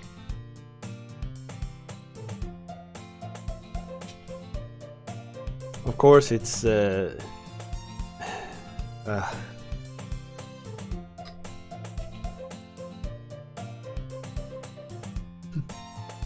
because I paid my retribution. That one almost worked. I was just gonna give it to you, but then I heard you blab about the cupcakes. It was totally worth seeing your reaction though.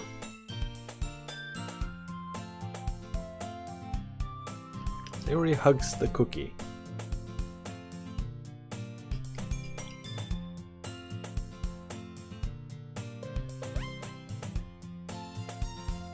Extravagant on a weekend. Yes, exactly.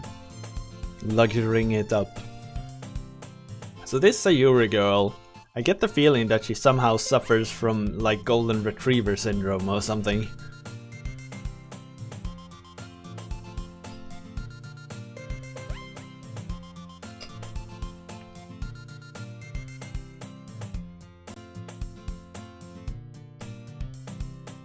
Oh, so good.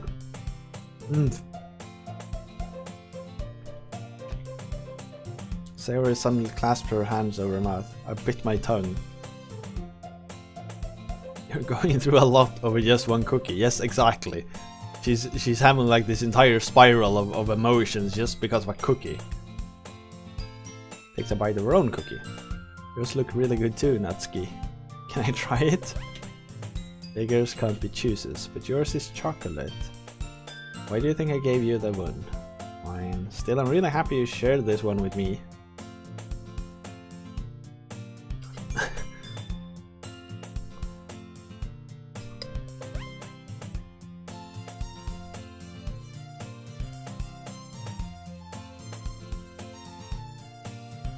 Cookie still in hand. Natsuki reaches up to nudge Sayori off of her.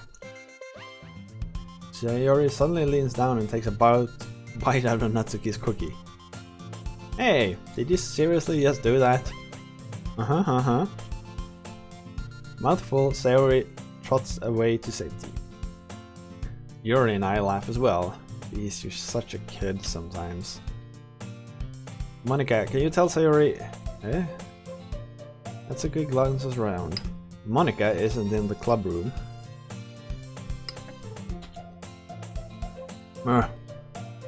Where's Monica anyway?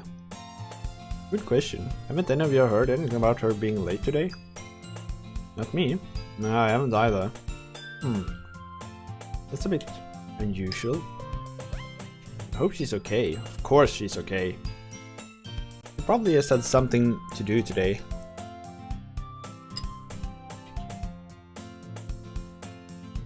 She is pretty popular after all. Eh? You don't think she has a... I wouldn't be surprised. She's probably more desirable than all of us combined. Yeah, that's true. Excuse me?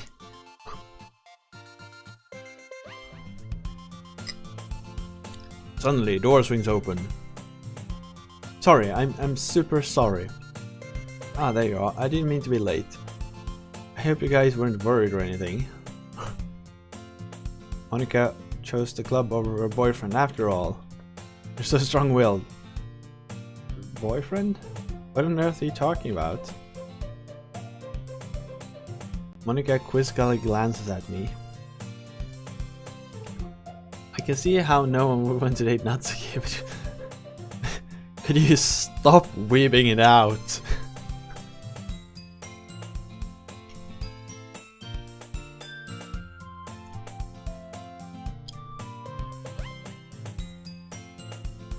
What held you up anyway? Well, my last period today was study hall. To be honest, I kind of just lost track of time.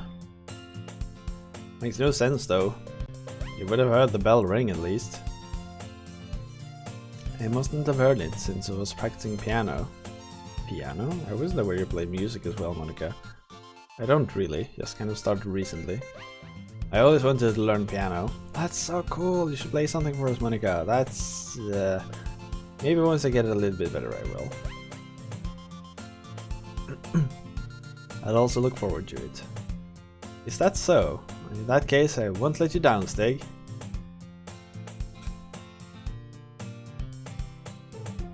Alright. Those eyes are just creepy.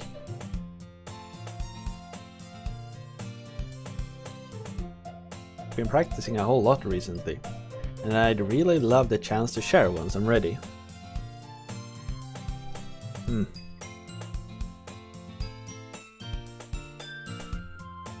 Those eyes are creepy too.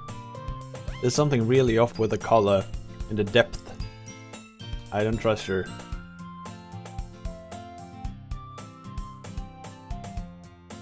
So I didn't miss anything, did I? No, not really. I chose to leave out Sayori's mischievous escapade.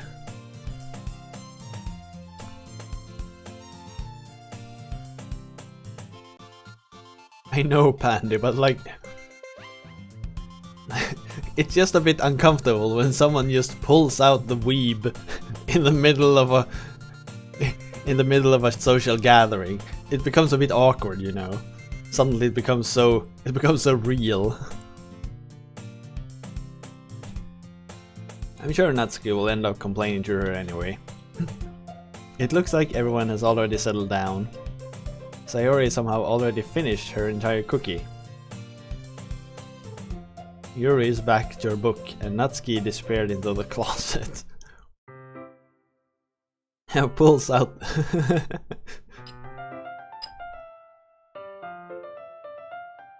It's not long before Natsuki comes up to me expectantly. Yeah, don't worry, I kept my promise. I pulled the first volume of Parfait Girls out from my bag. Natsuki takes it from my hands, then quickly turns it over, presumably to check for wrinkles. Hey, I'm not that careless. I handle manga all the time, you know. I just wanted to make sure. Can you blame me for being paranoid? I don't give people my manga every day, you know. That's true, I don't blame you. Well, anyway, let me put this one back. I'm gonna get you the next one, okay? You'd never pull out your weeb during a social gathering before.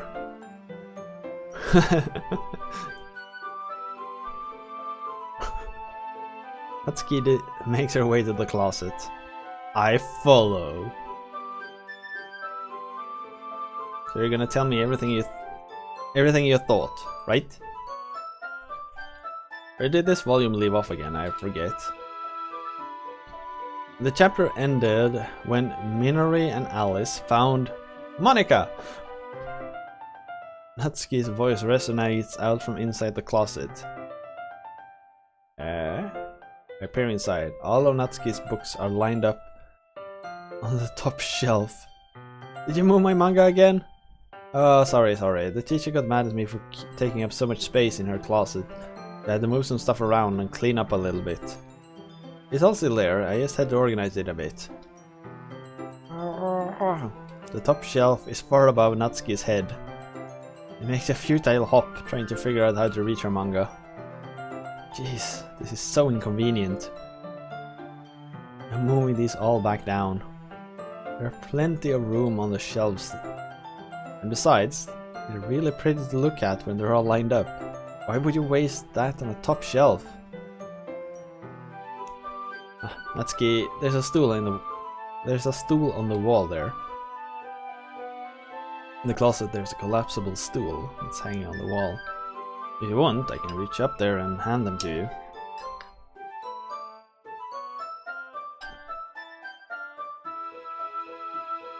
And I can get them myself. Natsuki grabs the stool from the wall and unfolds it. You think I'm too short or something? I mean, I knew it. Well, you know what? Just watch me. Natsuki hops onto the stool, which ends up being a little wobbly because of its collapsible design. Ah, careful. I know what I'm doing. Standing on the stool, Natsuki's fingertips reach the top shelf. The stool would be enough for me to easily grab the books, but Natsuki is being stubborn as usual. Natsuki uses her fingers to scoot one of the smaller boxes to the edge of the shelf. See? The box suddenly tips. Natsuki barely catches it before it falls to the floor. The stool wobbles.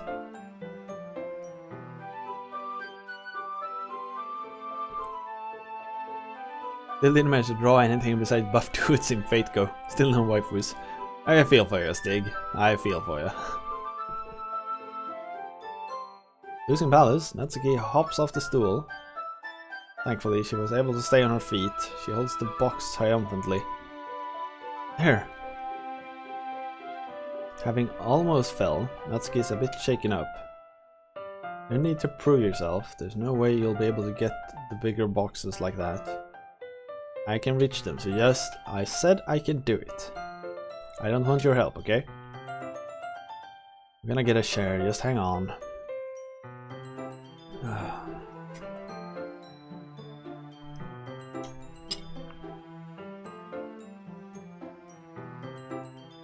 Natsuki forces her way past me out of the closet. Let's see. Classroom chairs have the desk attached, so they're too inconvenient to fit into the closet.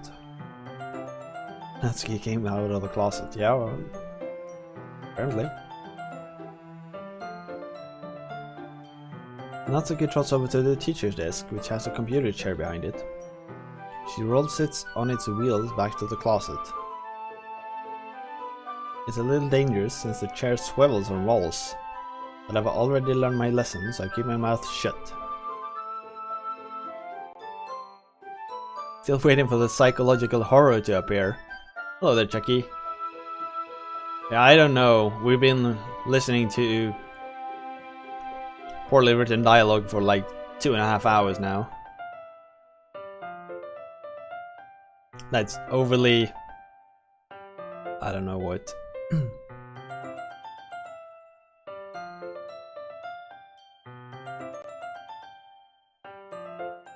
Since she refused my help, I take a seat with my back against the side of the doorway and simply watch.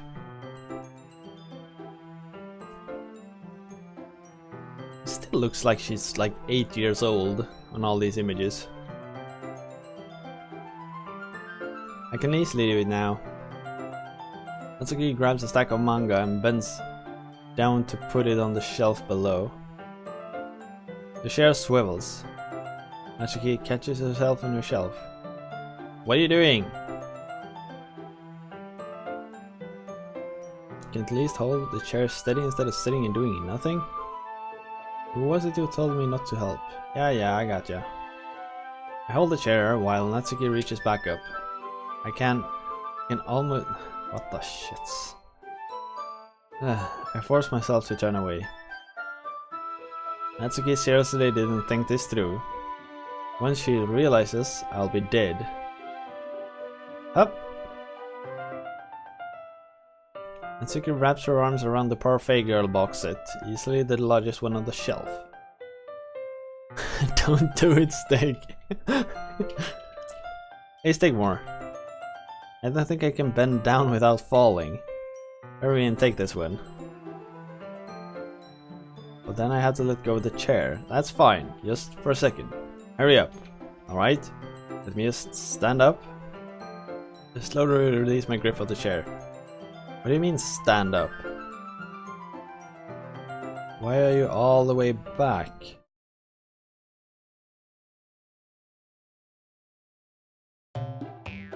What are you looking at?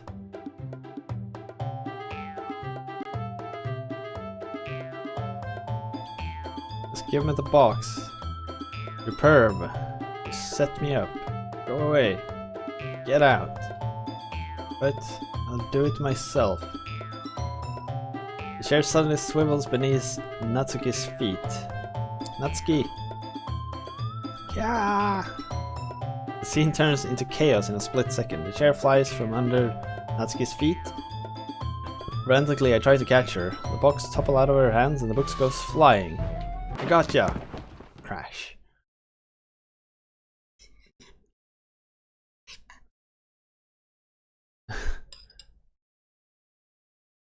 The full force of Natsuki's body against me throws me to the ground. She doesn't look like she weighs like anything.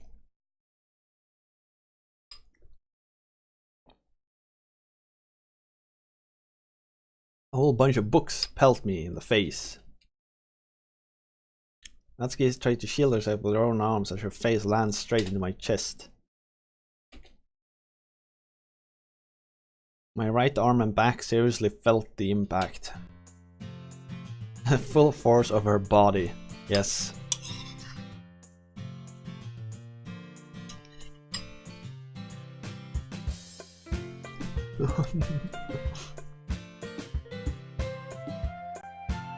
Fictional Stig is nothing like real world Stig, right?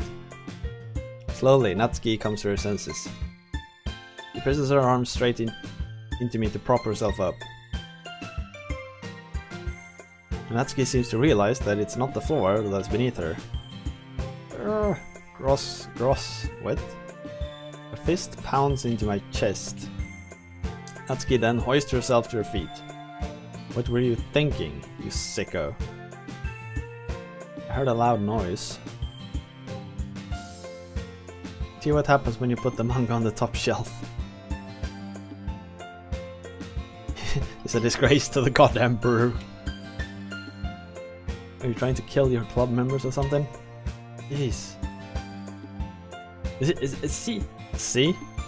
That smile with the sorry and you're seeing the chaos that just was. How is that a friendly... I don't trust that Monica person.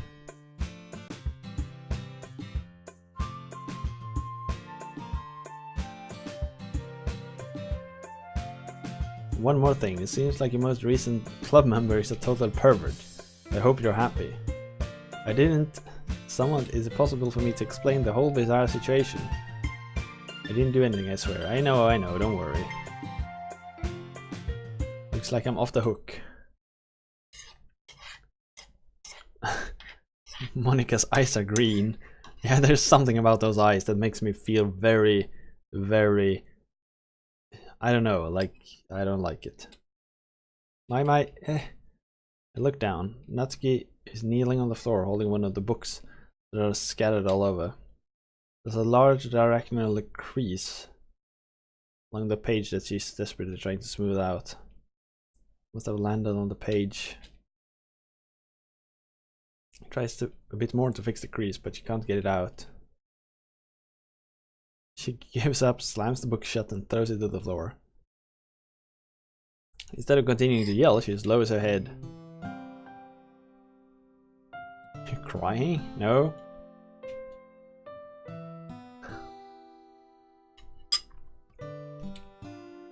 I see tears in her face. I will help you get the creases out, okay? It's partially my fault, so... Natsuki shakes her head, still looking down. No. I don't even care that much. I'm just having a really bad day today. Natsuki sobs again. I didn't mean to take it out on you. I really didn't mean to. It's fine, I tell her. Is there anything you want to talk about? Natsuki shakes her head. Just every day is so hard. I just want to come to the club and... Natsuki falls silent again. I can't press her, so I can only do what I know how to do. Alright, I tell her. Well, I'll help clean this up. And I'll move the rest of your manga for you. I pick up volume 2 of Parfait Girls. We'll set this one aside, I tell you. This'll help cheer you up a bit. Right. You can get started on it once I'm done here. Natsuki looks up with her glassy eyes. Her lips quivers. You're really nice to me.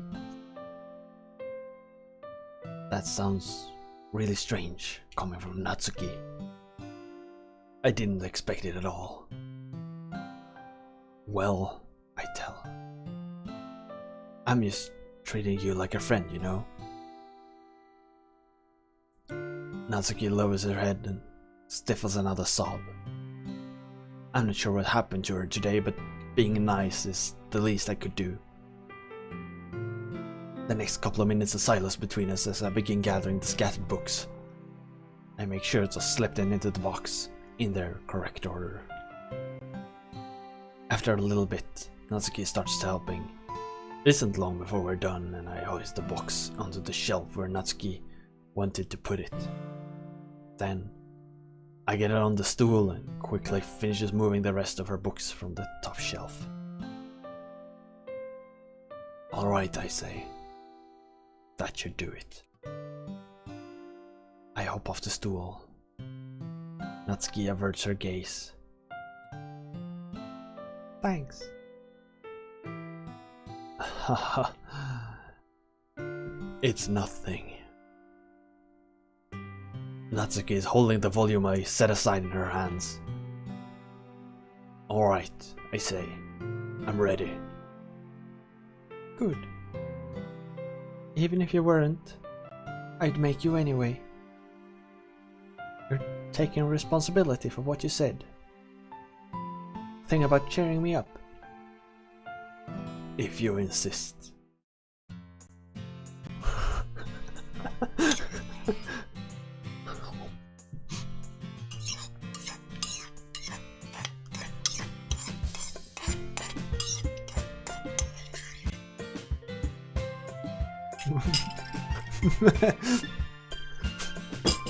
We were just having an emotional moment, alright?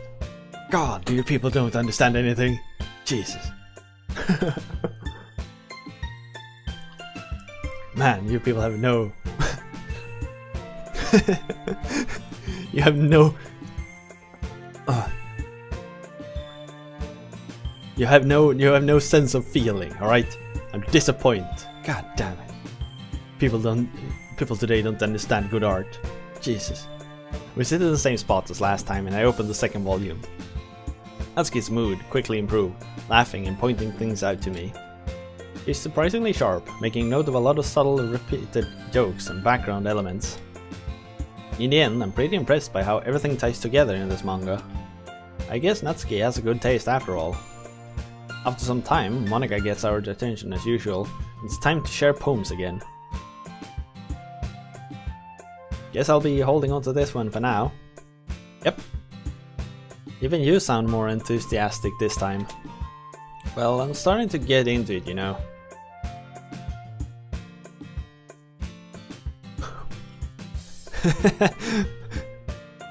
Yeah. I did, Bandy.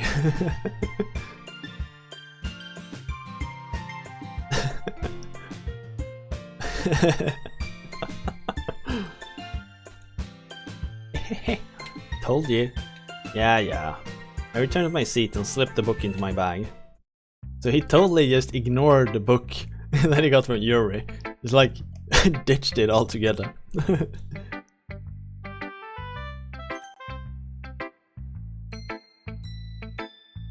So let's start with Yuri this time. Or maybe start with Monica. Start with Yuri? Yeah, let's do that this time.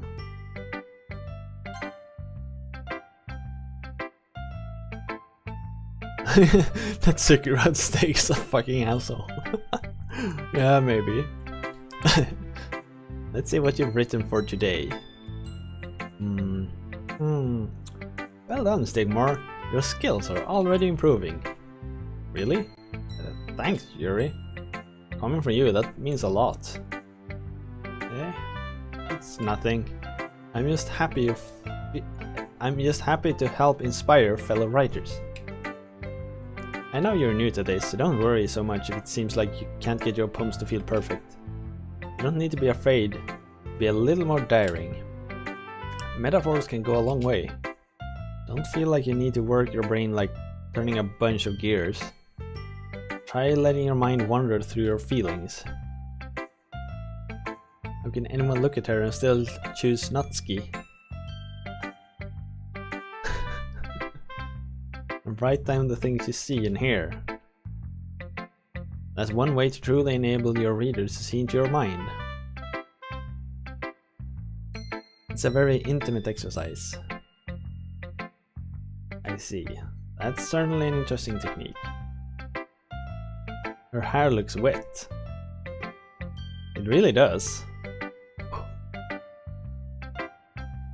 I have well, an example of that if you'd like to read it. Of course. Is this the poem you wrote for today? Yuri nods and timidly hands me her poem. The Raccoon. It happened in the dead of night while I was slicing bread for a guilty snack. My attention was caught by the scuttering of a raccoon outside my window. That was, I believe, the first time I noticed my strange tendencies as an ordinary human. I gave the raccoon a piece of bread, my subconscious well aware of the consequences, well aware that a raccoon that is fed will always come back for more. The enticing beauty of my cutting knife was the symptom, the bread, my hungry curiosity, the raccoon, an urge. The moon increments its face and reflects that much more light off of my cutting knife. The very same light that glistens in the eyes of my raccoon friend. I slice the bread, fresh and soft.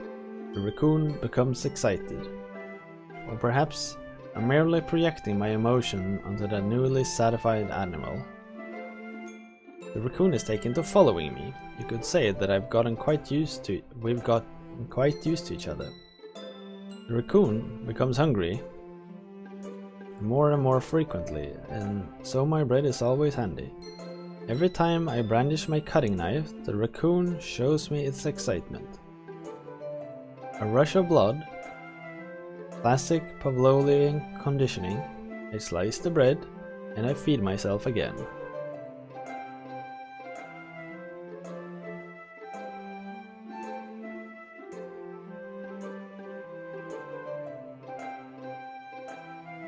There's something about the last sentence that's off-putting. You can see that. It's a lot more metaphorical. I can't begin to imagine what this poem is about. It's a bit closer to my preferred writing style. Using the poem as a canvas to express vivid imagery and conveying emotions through them. If I take it at face value, then I can't even figure out what it's supposed to mean. Well, I think it's something that different people can relate to in their own way. I wanted to express the way I feel, for me to indulge in more unusual hobbies. Those sorts of things I'm usually forced to keep to myself. I sometimes enjoy writing about them.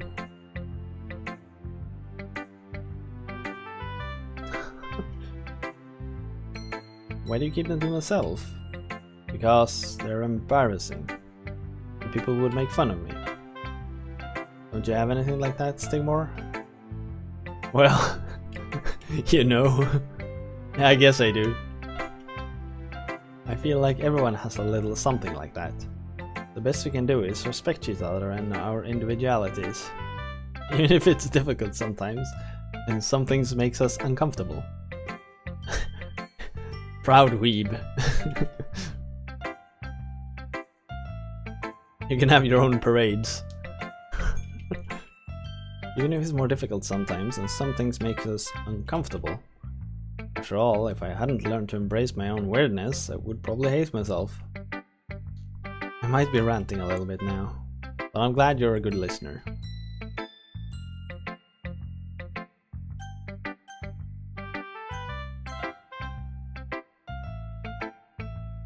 Hi again, Stigmore. How's the writing going? Alright, I guess. I'll take that, as long as it's not going bad. I'm happy that you're applying yourself. Maybe soon you'll come up with a masterpiece. I wouldn't count on that. You never know. Want to share what you wrote for today? Sure, here you go. Alright. It's pretty good. You've been spending some time with Natsuki, haven't you? You must like her writing style. Yeah, I think it's a neat way to tell a story. I don't disagree. Natsuki's poems may be cute, but they're also meaningful. I can see why you'd be into the style. I guess that means you're not as much of a fan of Yuri's poems then? I wouldn't say that. I kinda like everyone's poems. It's true, but I'm sure you like some more than others, right? Like Yuri's use of complex word and symbolism, or Sayori's way of expressing happiness and sadness in a more direct way. You must have some kind of preference, don't you? Not that it's a contest or anything. I was just curious, that's all. But anyway, you want to read my poem now? I like the way this one turned out, so I hope you do too. Alright, let's take a look. Ode to the Emperor will be a lyrical masterpiece of epic proportions. Save me. The colors, they won't stop. Bright, beautiful colors. Flashing, expanding, piercing. Red, green, blue. An endless cacophony of meaningless noise. The noise, it won't stop. Violent, grading waveforms. Squeaking, screeching, piercing. Sine, cosine, tangent. Like playing a chalkboard on a turntable. Like playing a vinyl on a pizza crust. An endless poem of meaningless. Load me.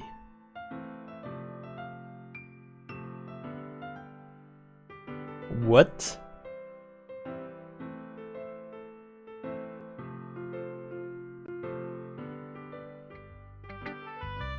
Alright, something is seriously disturbed with her writing.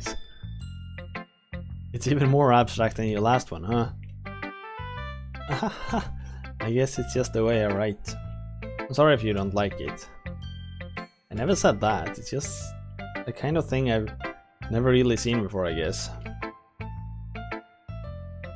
I kind of like playing with my own space on the paper. Choosing where and how to space your words can totally change the mood of the poem. It's almost like magic.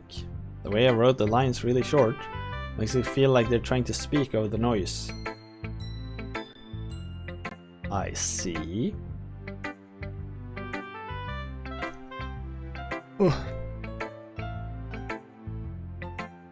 Still hard for me to tell what it's about, though. Sometimes asking what a poem is about isn't the right question. A poem can be as abstract as a physical expression of a feeling, or a conversation with a reader. So putting it that way, not every poem is about something. Here's Monica's writing tip of the day. Sometimes you'll find yourself facing a difficult decision. When that happens, don't forget to save your game. You'll never know when you might change your mind, or when something unexpected might happen. Is this tip even about writing? What am I even talking about? Haha, that's my advice for today. Thanks for listening.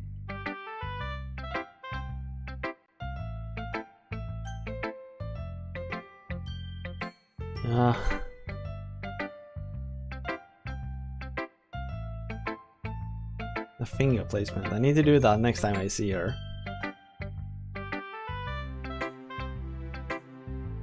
He keeps glancing at me, then back to the poem. I must have read it more than once. Is it that bad? No, it's not. It's good. It's really good, okay? There, I said it. This wasn't supposed to happen at all. Why can't you just be bad at this? My poems are supposed to impress you, not the other way around.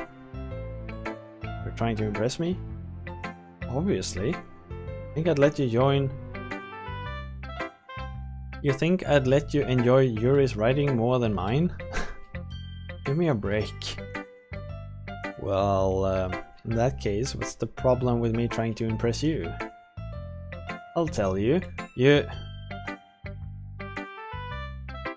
Natsuki's face freezes, like he just realized something. You're trying to impress me? Natsuki vigorously scans her eyes over the poem one more time. The poem slips out of her hand and flutters to the floor. I have to use the bathroom.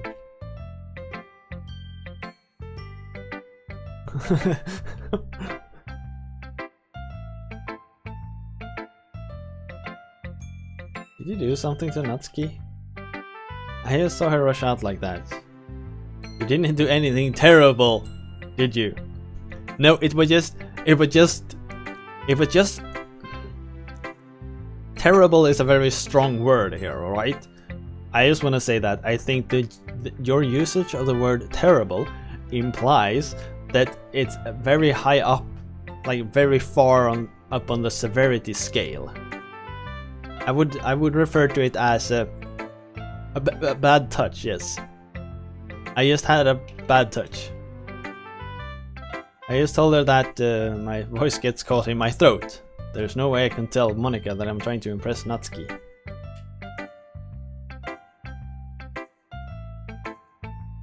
He skims over it a second time, her smile not fading from her face.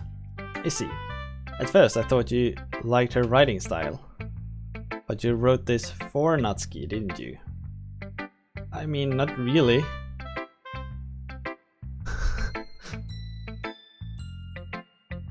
Didn't she like your poem a lot the other day too? I'm surprised you know her taste so well already. So wait, what is... Is that what she's... No wait. How the shit's...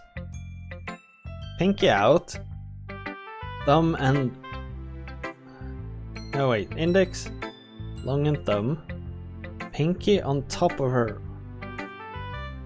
What the shits?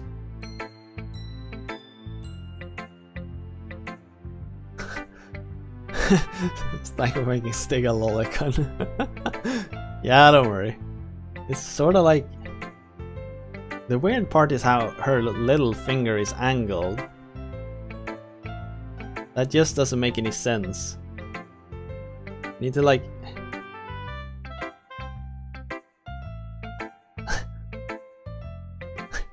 The fuck? I don't think that's possible what she's doing. So we can start there. Right, so that part is easy. But the little finger and the ring finger, that just doesn't make any sense. How does... Fuck, screw that. Are you sure you're not cheating, Stig? Cheating? What do you mean by that? Never mind, I'm just kidding. Yeah, exactly, the last two that's not possible. You can't do that freaking twist that she does. You need to like take your finger and like pull it sideways like this. Then you can sorta get it like this, and it's super uncomfortable. I didn't understand Monica's joke at all. Anyway, how do you think Natsuki feels about you? Oh, you don't have to answer that. That was just something for you to think about. That's where the cool kids at. Wait, what? Door? Hey! That's just the poem out of Monica's hand. Neither of us had noted her re-entering the classroom. Did you read this, Monica? Of course, I liked it. Ah, you should really stop reading things that aren't for you, you know? You have a bad habit of doing that. Monica's hair length. It is really long. But Stigmar wrote this poem. We're supposed to share with everyone, right? Oh. She apparently forgot that my poem is technically for everyone to read. I think Stigmar is done sharing this poem with everyone. It's not like anyone would want to read this anyway. In fact, I'm going to hold on to this. If you insist. What? Why are you looking at me like that? Like what? Ah, never mind. Natsuki, I'll give you the poem. But that's still not fair to Sayori. She hasn't gotten to read it yet. So what? I guess Stigmar is right, Natsuki. It's not fair for you to don't let everyone finish reading it.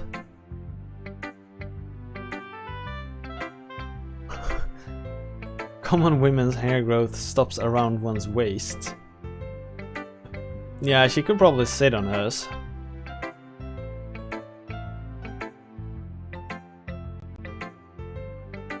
Fine. Natsuki returns my poem. It's not like she's going to like it though.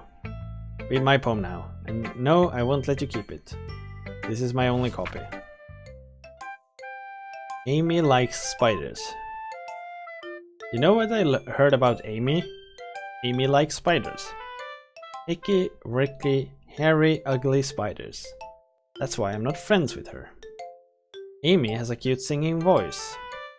I heard her sing my favorite love song. Every time she sang the chorus, my heart would pound to the rhythm of the words. But she likes spiders. That's why I'm not friends with her. One time I hurt my leg really bad. Amy helped me up and took me to the nurse. I tried to not let her touch me. She likes spiders, so her hands are probably gross. That's why I'm not friends with her. Amy has a lot of friends. I always see her talking to people. She probably talks about spiders. What if her friends starts liking spiders too? That's why I'm not friends with her. It doesn't matter if she has other hobbies. It doesn't matter if she keeps it private.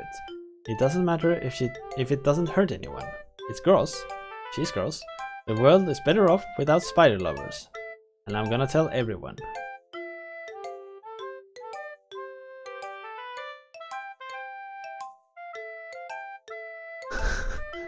She likes spiders. Not bad, right? It's quite a bit longer than yesterday's. Yesterday's was way too short. I was just warming up. I hope she didn't think that was the best I could do.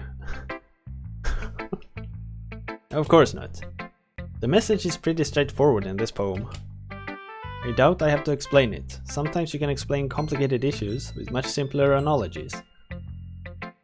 And it helps people realize how stupid they're being. Asian women's hair is better at growing longer than Caucasians, since it's not as fragile because it often being dark and thick in quality. Monica looks pretty Caucasian though. Maybe she's half-breed? And dyes her hair.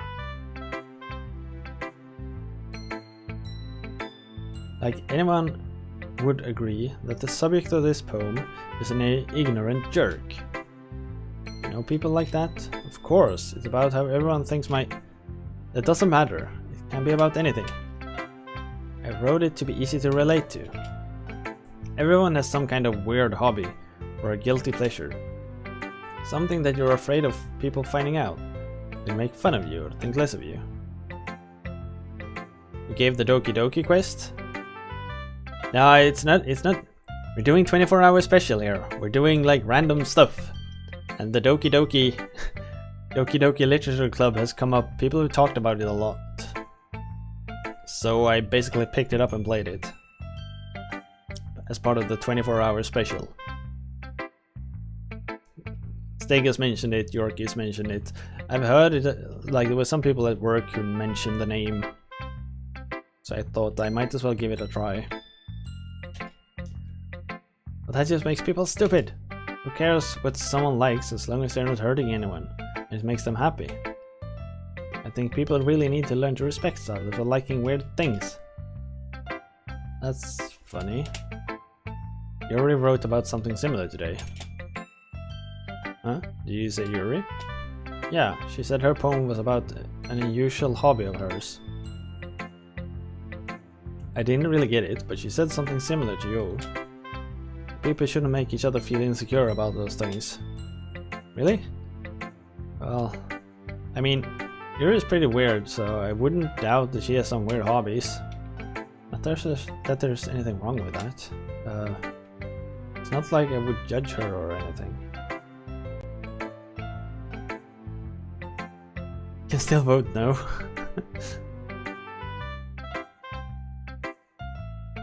You can. Once we reach about 15 hours, we'll have a new vote of what to do with the following 2 hours. I guess I should try to not be so mean to her.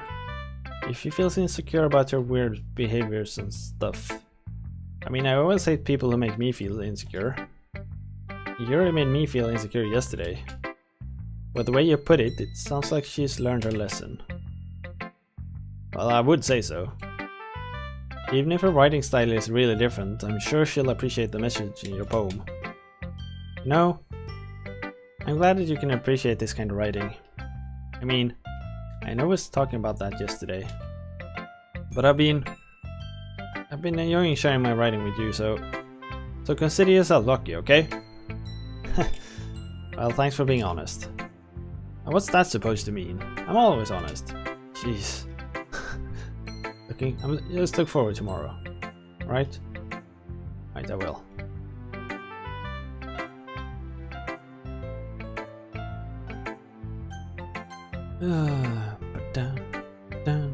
Oh, I like this one stick more. It has some nice feelings in it. I'm glad. Still though, your tone makes it sound like you liked yesterday's poem better. Yeah, I guess you caught me. Sometimes you know me a little too well for my own good. I try to be nice about it. If I'm doing a bad job, then I'd rather just hear it. No, I still like this one, I promise. You know I wouldn't lie to you, Stig. Never ever. Except for the time you like sort of tricked us into going to this club and all. That was like 2 days ago. No, wait. Yeah, that was 2 days ago. You know that time. And yes, like this earlier today when you said you wanted to go get a snack and you just didn't have money and didn't tell us. So that's, I guess you could also count that. So that's twice in 3 days. You would never lie to us. What made yesterday's poem so great compared to this one then? Well, I'm not very good at figuring out if poems are good or bad. That's why I just go by heart. If it makes me feel things, then it must be a good poem. I'm not sure that's exactly how it works. Then again, I guess conveying feeling is an important part of the whole thing. Yeah, maybe. Honestly, I don't even know what kind of writing you like in the first place. Yeah, me neither. Why don't you at least try giving it some thought? You want to write something for me? That's so sweet. Yeah, right, but you're always thinking about other people. You need to think about yourself once in a while. If you don't, you might have getting hurt at some point. Eh? Well, I don't really know what you mean, but I'll try to keep it in mind.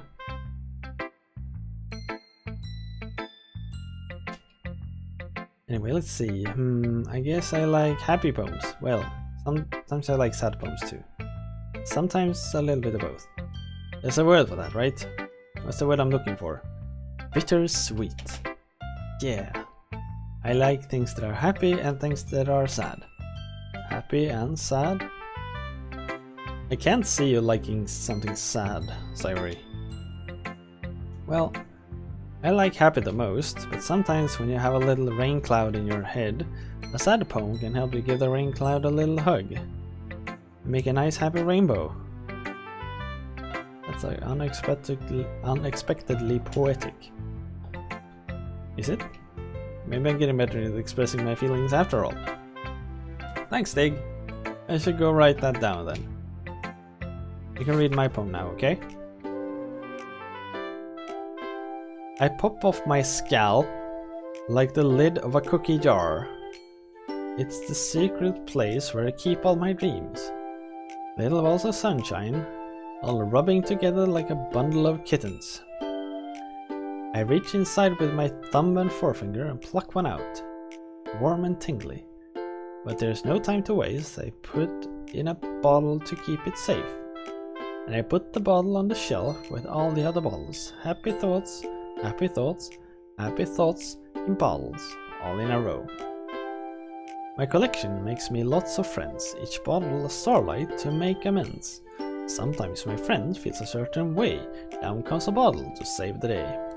Night after night, more dreams, friends after friends, more bottles. Deeper and deeper as my finger goes, like exploring a dark cave, discovering the secrets hiding in the nooks and crannies. Digging and digging, scraping and scraping. I blow dust off my bottle caps, it doesn't feel like time elapsed. My empty shelf could use some more. My friends look through my locked front door. Finally all done, I open up and in comes my friends. In they come in such a hurry. Do they want my bottles that much? I frantically pull them from the shelf, one after another, holding them out to each and every friend, each and every bottle. But every time I let one go, it shatters against the tile between my feet. Happy thoughts, happy thoughts, happy thoughts in shards all over the floor.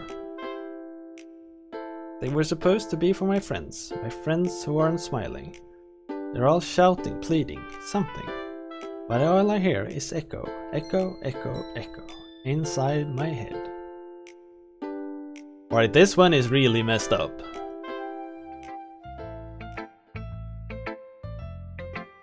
Did you really write this? Of course I did. Didn't I tell you yesterday I was gonna write the best poem ever? Yeah, but I mean, I didn't expect something like this coming from you. Monica told me a whole lot. I've been really in touch with my feelings recently. I see that. It's almost kind of creepy.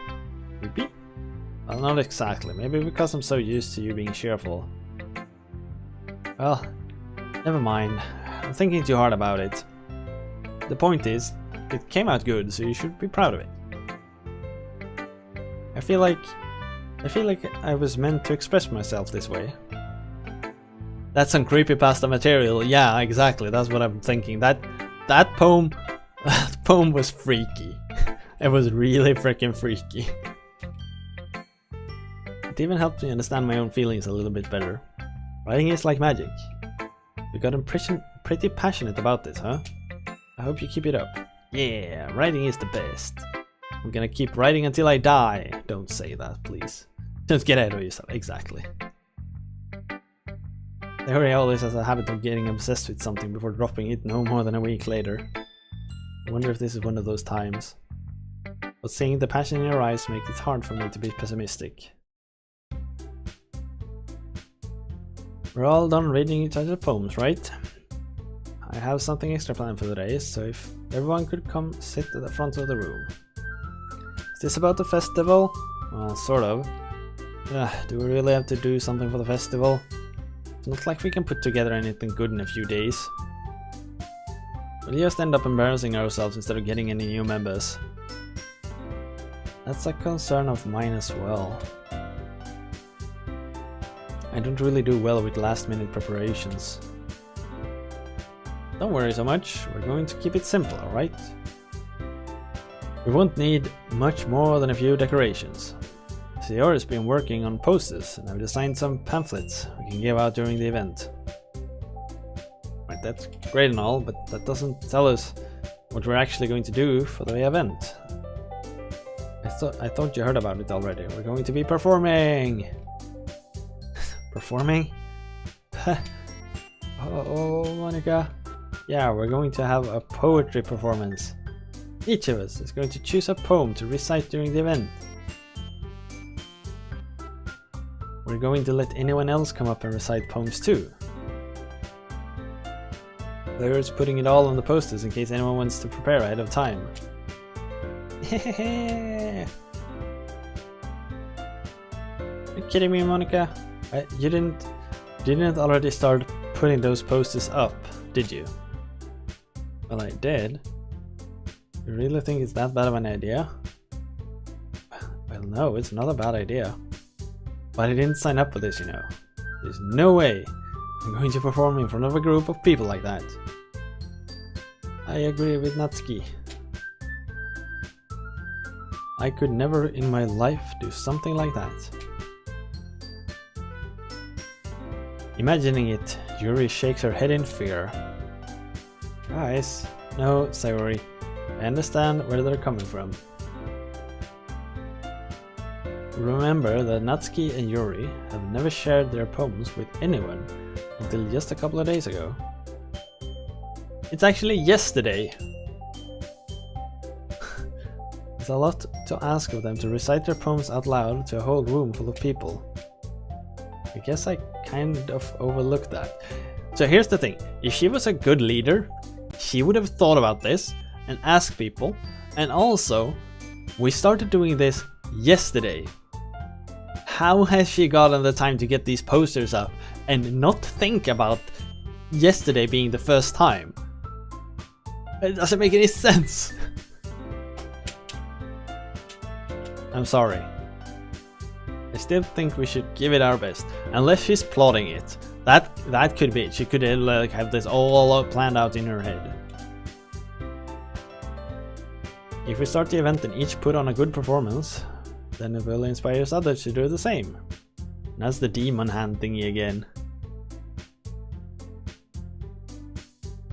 Monica is a wise leader. She's a manipulative one. And the more people who perform, the better we'll be able to show everyone what literature is all about. Yeah! It's all about expressing your feelings. Being intimate with yourself, finding new horizons, and having fun. That's right. And it's those reasons that we're all in this club today. Don't you want to share that with others? To inspire them to find the same feeling that brought you here in the first place. I.e. cupcakes. She did this to force everyone out of their comfort zone so they can grow as people. Monica is just passionate about the literature club. Hi there, Ethelon. Nice to see you. Yeah, apparently someone gets it. I still call it something is fishy here. Something feels off. And if all it takes is standing in front of the room for 2 minutes and reciting a poem. Oh, sorry. Then I know you can do it.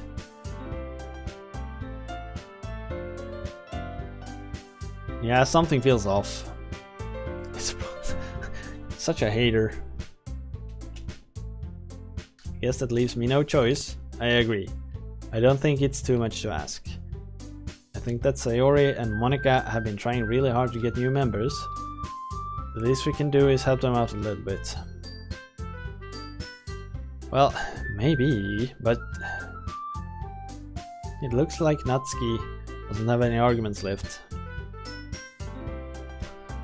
Okay, fine. I guess I'll have to get it over with. Alright. Phew. Thanks, Natsuki. What about you, Yuri? Yuri dejectedly glances around at everyone else's expectant faces. I guess I don't really have a choice. That's everyone! You're the best, Yuri. This club is seriously going to be the death of me. Yes, that's like, it's so wild. You know, this literature club where we're reading books and reading poems, it's gonna be the death of me. It's gonna tear me apart. It's so gonna tear me apart. I'm like, it's gonna kill me. I can't handle one more book. I can't handle writing one more poem. It's gonna totally break me.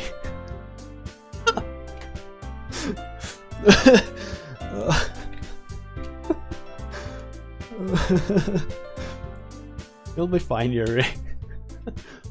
But anyway, let's move on to the main event. I want each of you to choose a poem of yours. A poem. Don't you know about the thousands of literary club related accidents each year that claim hundreds of lives? No, I've never heard of them, and I think they're all a lie. We're gonna practice reciting them. Exactly, paper cuts. That's probably among paper cuts and ink stains. That's like the two worst things that you might actually catch as a consequence of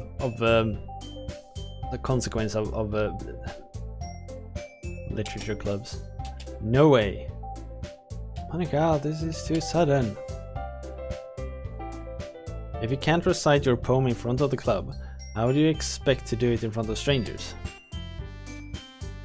Don't worry, I'll start off by help everyone feel a little bit more comfortable. Can I go next? Of course. Let's see. Monica flips through her notebook, the specific poem she has in mind for herself. Then she stands behind the podium. The title of this poem is The Way They Fly. Monica begins to recite her poem. Her clear, confident voice fills the room. More than that, her inflection is pristine. She knows exactly how to apply emotion behind each line she recites, bringing the words to life. Is this something she's done before, or is she simply a natural? I glance around me. Everyone has their eyes on Monica. Sayori looks amazed. Yuri has an intense expression on her face that I don't understand. Finally, Monica finishes her recitation. The four of us applaud. Monica takes a breath and smiles. That was so good, Monica! The Emperor's chosen waifu. Chapter master of the literature club. Paper cuts can lead to sepsis, and that shit can kill you. That's actually a true story. Thank you very much. We're just hoping to set a good example. Are you ready to go next, Larry? I'll go next. Larry is fired up all of a sudden.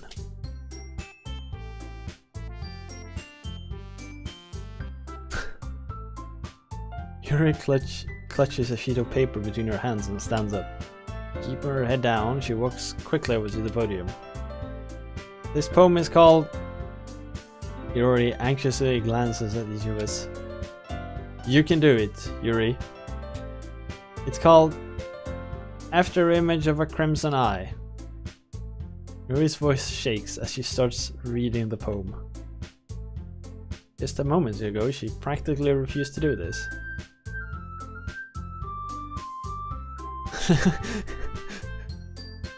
Yeah, I coded that functionality that, like, every now and then, Geekbot has a chance of choosing a random selection of different texts. So she can pop in every now and then, just drop something. I really like it. I need to put like more different things in though. but it's a nice feature. Why is she suddenly putting in so much effort? As Yuri gets past the first couple of lines, her voice changes. It's almost like what happens when Yuri gets absorbed in her books. Her quivering words transform into the sharp syllables of a fierce and confident woman. The poem is full of twists and turns in its structure that she enunciates with effective, perfect timing. This must be a rare glimpse into the whirling fire Yuri keeps concealed inside her head. What kind of literature is this? Lewd paperbacks? The possibility of Nevagons, Heroes Nevagons. I can add that, sure. I don't know what kind of literature this is. It's getting kind of deranged. But it's interesting, I guess. Suddenly, she finishes. Everyone is stunned. Yuri snaps back into reality and glances around her, as if she bewildered even herself. It's up to me to save the situation. I'm the first one to start applauding. Everyone joins me afterward, or we give Yuri the recognition she deserves. It's not that we didn't want to applaud her. We were caught so off guard that we must have forgotten. As we applaud, Yuri holds the poem to her chest and rushes back to her seat. Yuri, that was really good. Thank you for sharing. Why is everyone so up about... Yeah, welcome to Poem Hour. Here we're reading text that imaginary girls say on the screen in the context of a literature club, and we're the weeb master. Looks like Yuri is down for the count. Okay, she's gonna get interrupted. I guess I'm next then. No? Alright. This one's called My Meadow. Aha. Sorry, I giggled. Sayori. It's a lot harder than I thought. How do you guys do so easily? Try not to think of it like you're reciting to other people. Imagine you're reciting it to yourself, like in front of a mirror, or in your own head.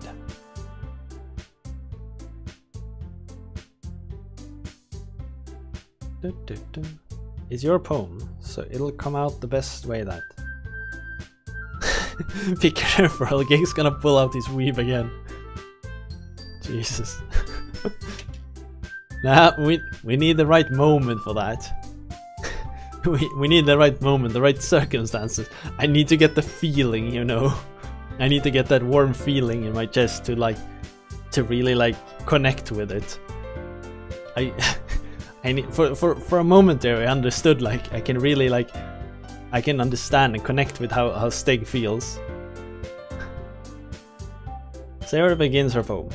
Somehow it feels like her soft voice was made as a perfect match. The poem isn't aimlessly cheery like Sayori is. It's serene and bittersweet.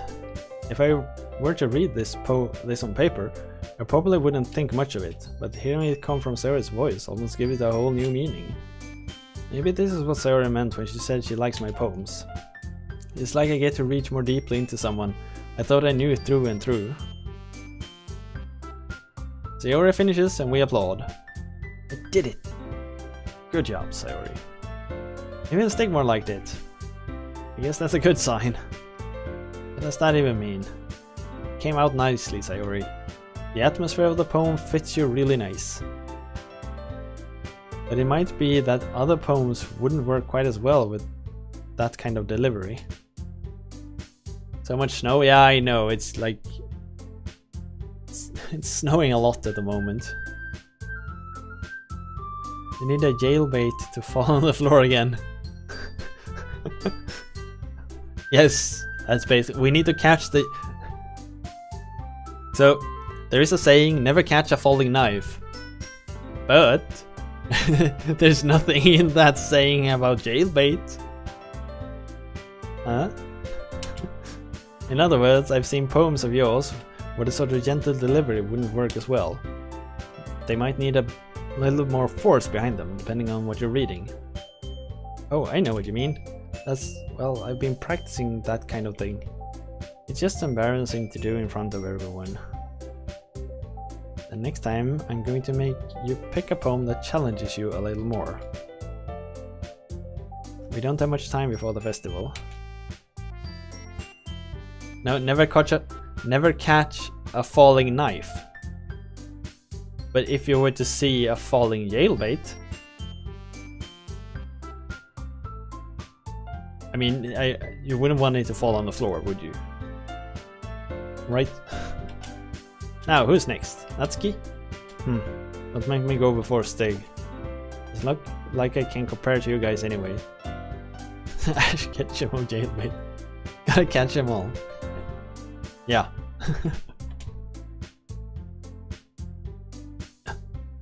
Might as well let Stig lower everyone's standard a little before I have to do it. Natsuki. It's fine, it's fine. I might as well get it over with. But it's not like I have much of a selection of what to read. I'll just have to go with what I wrote for today.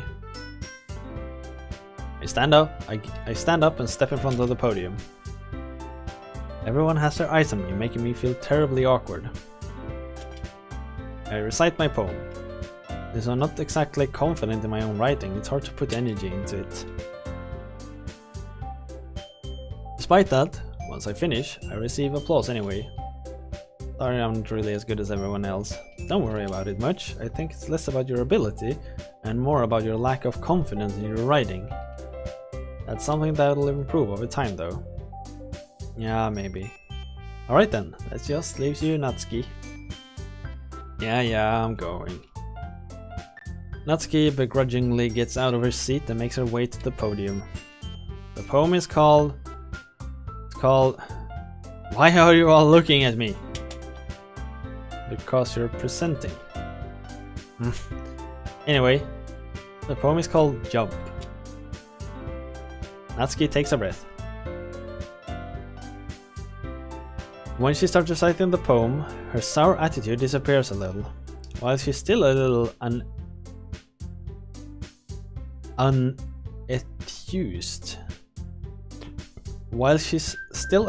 unenthused.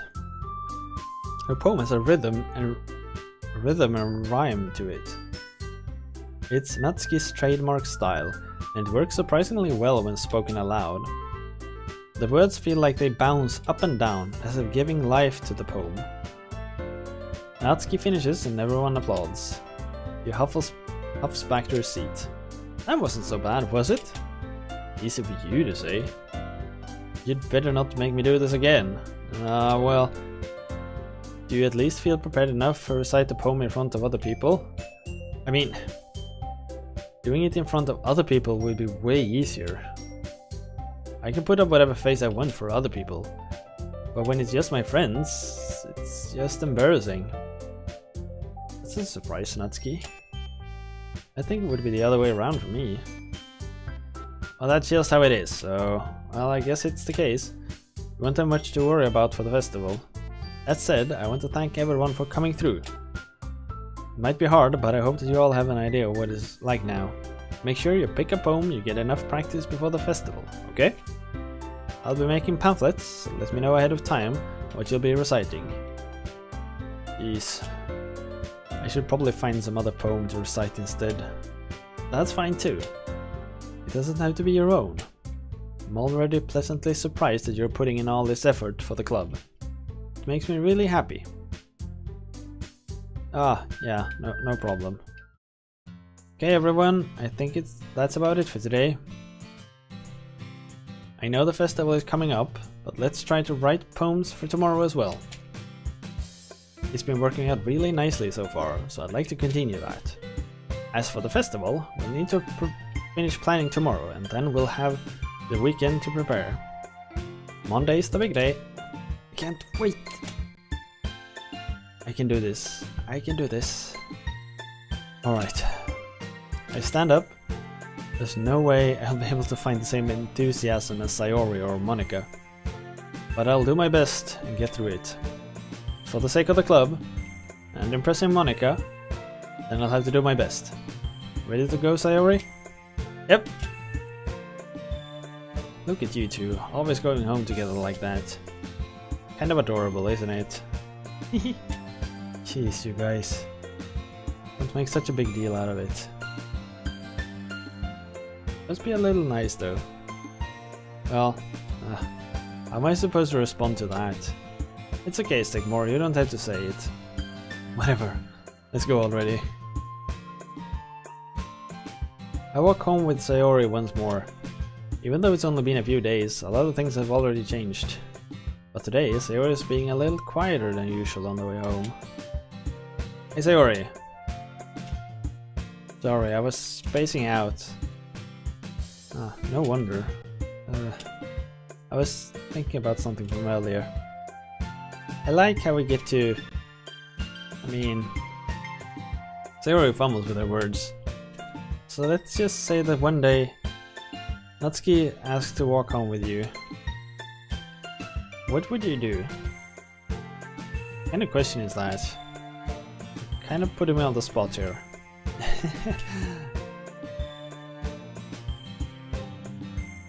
Yeah.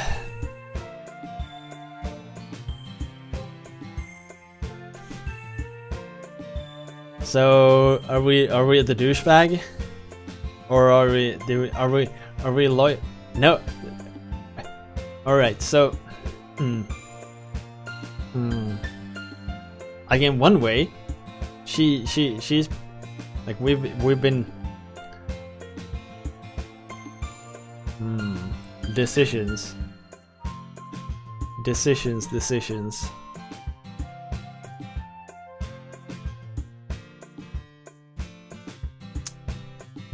I mean, my instinct is to say I would walk home.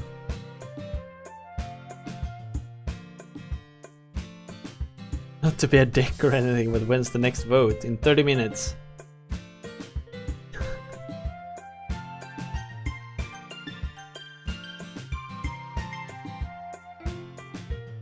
Stig is already a douchebag. Yeah, then let's continue the douchebag track. Why does that thought make my heart pound? I mean, I think I would be afraid of what she'd do to me if I turned her down.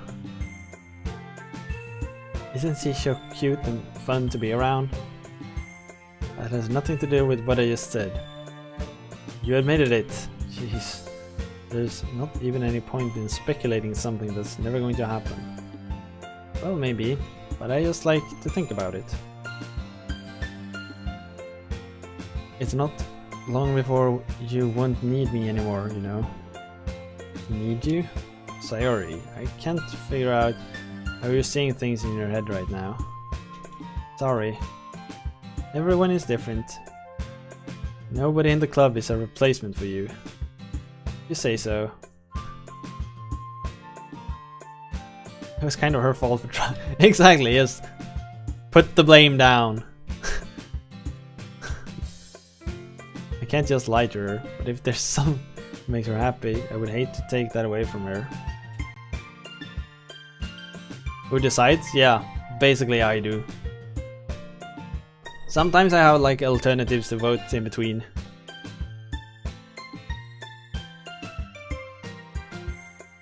But I basically choose myself what to put up there. That's scamming again. Yes. The festival is only a few days away. Who knows what will happen in that time. Jesus.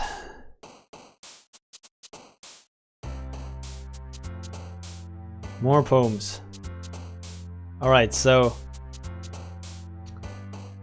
Massacre. Defeat. Childhood. Bunny. Crimson Feather. Puppy. Strawberry. Marshmallow.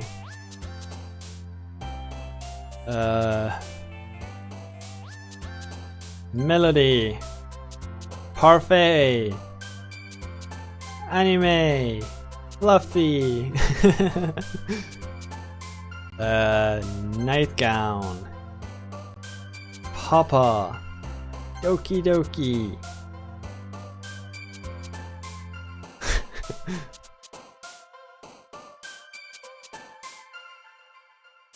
Suddenly I don't know what to pick.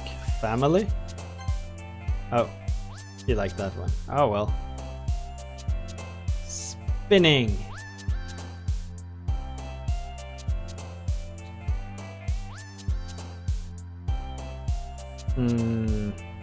Fireworks. Happiness.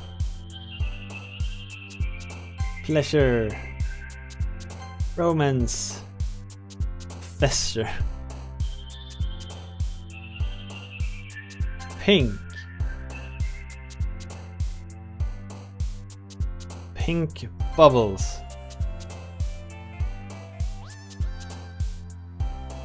Scars twirl. Oh man, the last one here again. Don't worry, I walked in just to. We're practicing piano again? Yeah. Must have a lot of determination. Starting this club and now picking up piano. Maybe not determination, but I guess passion. The club wouldn't be here if it wasn't for all of you, and I'm super happy that you're all willing to help out for the festival too.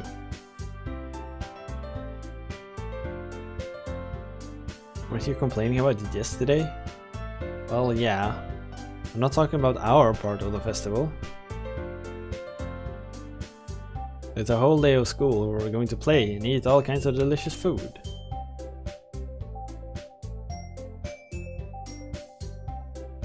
No, I haven't played Shovel Knight. I've been considering like, having that as an alternative. What? Fuck Shovel Knight? Why? They usually fried squid. I've spent like... Oh, that game. Squid. That's a pretty specific thing to look forward to. Oh come on, are you saying you don't like squid? You, of all people? I didn't say I don't like it. Besides, what do you mean by you of all people? Because it's right in your name. Monica. What? Eh?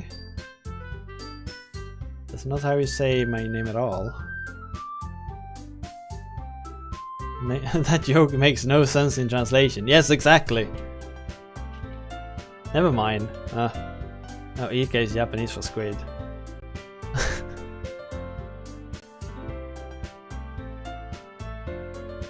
Fine. The reactions aren't as fun as Yuri's or Sayori's anyway. Excuse me? Where is Sayori anyway? Oh, there you are. Hey Sayori! I wave my hand in front of her face. Eh? You're spacing out again. Sorry. Don't mind me. You gotta talk to everyone else. Is everything alright? Of course. Why wouldn't it be? It just feels like you're a little off. Yeah, I think this game is developed by an American. But I guess he added jokes like that. Or for assuming things. You worry too much about me. I'm fine, see?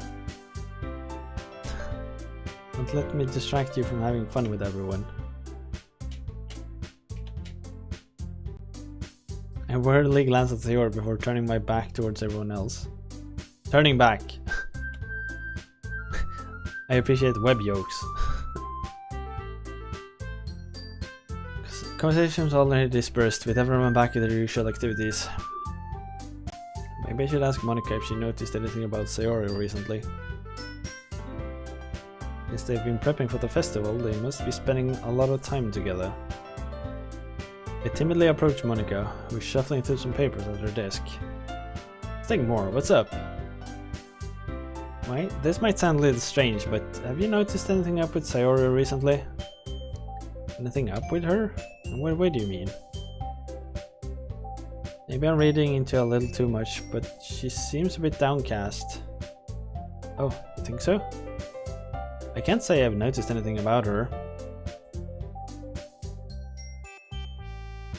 Monica peers across the room at Sayori, who is idly dragging a rubber eraser up and down her desk. Maybe there is something on her mind. But I'm surprised I'm not the one asking you, Stigmore. You certainly know her a lot better than I do.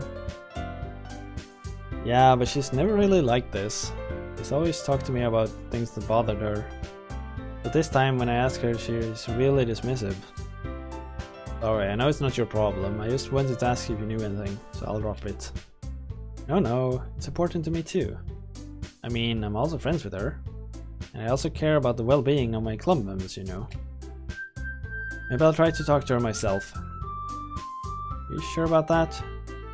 It seemed like she wanted to be left alone. You sure?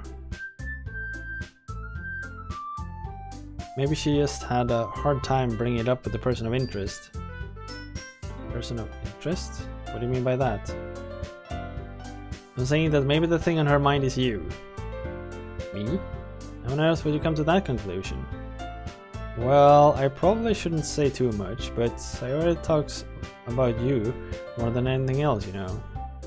You've been so much happier since you've joined the club. It's like an extra light was turned on inside of her. What? No way. Sayori is always like that. He's always been full of sunshine.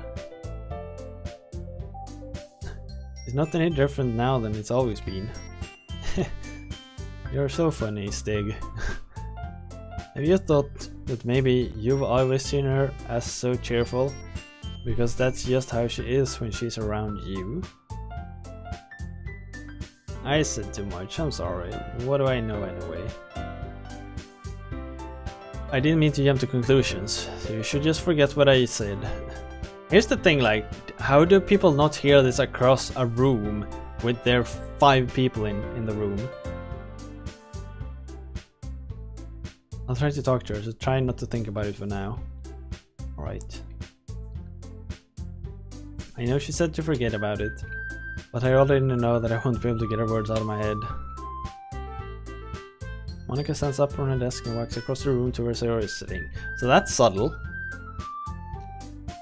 I watch her kneel down next to Sayori and gently talk to her. But she keeps her voice so quiet that I can't hear her from here. I sigh and sit myself down. I know Sayori told me not to worry about her, and to have fun with everyone else.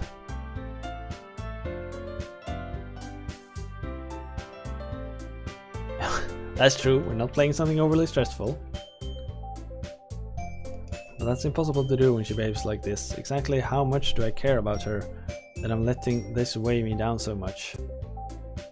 Now it feels like I'm the one behaving out of my ordinary. But there's nothing I can do besides waiting for Monica. Hey you! Eh? I look up to see Natsuki next to me. Are you gonna sit here? I'm going to run out of... Ah, shit. Is there nothing? There isn't that much time, so... Ah, sorry, I didn't mean to make you worry or anything. It's not like I'm worried. I was just... Natsuki glances down at her side. She's holding a volume of manga in her hand. That's right, something just came up for a minute, but we can get started now. I won't make you wait any longer. Jeez. Now you're making me feel like a jerk. If something's bothering you, then you can just tell me to leave you alone and I will. I mean... Assuming you didn't feel like talking about it or anything. Nah, I'm probably making it seem like a bigger deal than it is. I've been thinking about Sayori, that's all. Sayori? Thinking about her? Yeah, she seems pretty down today, but she didn't want to admit it to me. I can't help but wonder if something's happened to her. Oh. Well, first of all, you should really work on your phrasing. But anyway, you're her best friend, right?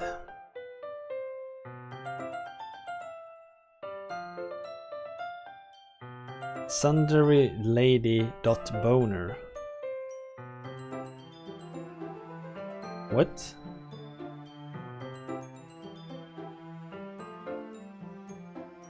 Twitch parses anything that contains something.something into a link. So Sunderlady.boner. I wonder if that link actually works. I'm not gonna click it. Yeah, I guess so. Yeah, then in that case, I think you should trust her a little more. If she needed you, then you would be the first person she would go to, right? Well, I guess that's true. I mean, some people just have those days. You can't always avoid it. Doesn't lead anywhere. You're brave. If anything, she probably doesn't want you to worry about her because it's not important. Yeah, that's kind of what she said to me. Maybe it's not right for me to go against her wishes. Exactly. If she needs you to worry about her, then it'll be a lot more obvious. Yeah. I should have thought of it that way from the start. Natsuki fiddles with the book she's holding in her hands. She really means a lot to you, doesn't she? Let's get the wrong idea or anything. We've just been friends for a long time. It's normal to be worried about your friends. I mean, you're worried about me, so... I was not. Jeez, if you're fine, then let's hurry and get started already. Yeah. Hey everyone, after some time passes, Monica calls out to the club room. Why don't we share our poems now? Before I know it, everything is back to normal. Everyone goes to retrieve their poems, and I do the same. I make eye contact with Monica, and she smiles at me. I wonder what she was talking about with Sayori.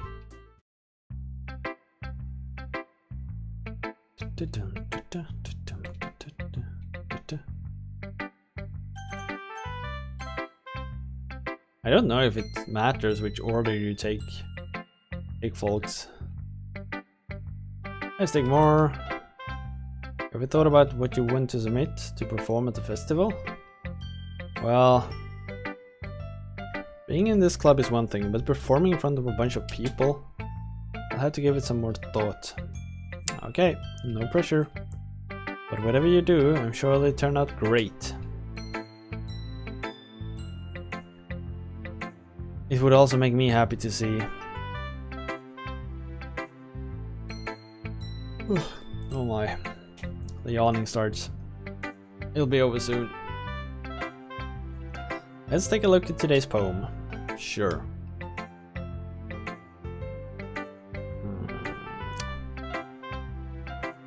Sticking with the Natsuki style once more, I see. You really like Natsuki, don't you? That's... Oh, come on. It's awfully suspicious, you know. Spending time with her in the club room every day, pretending to like the manga that she's into. You know how Natsuki is. If I don't indulge her, she'll end up hating me. No, I think you're misunderstanding, Stigmore. It's not like Natsuki just hates anyone who doesn't give her what she wants. Yeah, she's assertive, but she's not that selfish. In fact, I think you're the only one who indulges her as much as you have. Get the coffee? Thank you for the reminder. I kinda knew that. I just didn't want to invent it. So I need to ask something of you. Be careful, please. Natsuki is kind of unpredictable. A lot of times, she doesn't even know what she wants. After all, she's the youngest one here.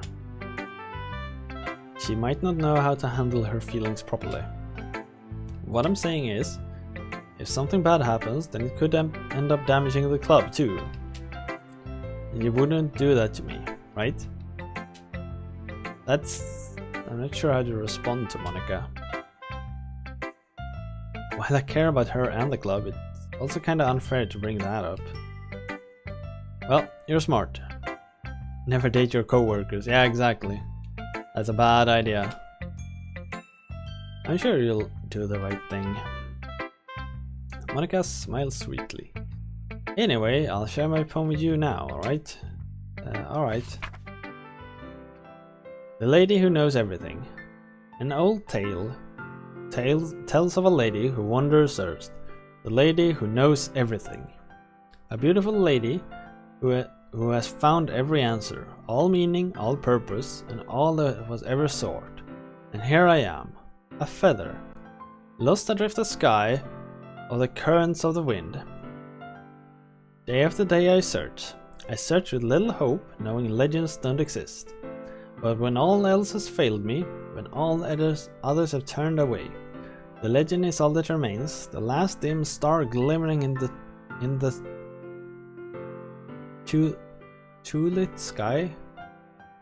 twilight sky. Until one day the wind ceases to blow. I fall, and I fall and fall and fall evermore. Gentle as a feather, a dry quill, expressionless. But a hand catches me between the thumb and the forefinger. The hand of a beautiful lady. I look at her eyes and find no end to her gaze. The lady who knows everything knows what I'm thinking. Before I can speak, she responds in a hollow voice. I have found every answer, all of which amount to nothing. There is no meaning, there is no purpose, and we seek only the impossible. I am not your legend does not exist. And with a breath, she blows me back afloat, and I pick up a gust of wind. That one was actually really good. I feel like learning and looking for answers are the sort of things that gives life meaning. Not to get too philosophical or anything, but it was kind of on my mind, so that's what I wrote about. I see. I never really put much thought into it. In a way, it's almost paradoxical, because if we had all the answers, wouldn't the world start to lose its meaning? You know, there's one thing I noticed. It seems like everyone in the club prefers writing about things that are more sad than happy. Are you surprised? I mean, if everything was okay, we wouldn't really have anything to write about, would we? Humans aren't two-dimensional creatures. I think you'd know that better than anyone. I mean, one-dimensional? Yeah, that! Anyway, here's Monica's writing tip of the day. Are you ever shy to share your writing because you're afraid it's not that good? It can be really disheartening to get a lukewarm response to something you put so much into. But if you find other people who enjoy writing, then sharing becomes a lot easier, because instead of just telling you what your writing is good or okay or bad, they want to focus more on everything that went into it and the things that you can work on. It's much more encouraging that way and will make you want to continue improving. It's almost like having your own little literature club, don't you think? That's my advice for today. Thank you for listening.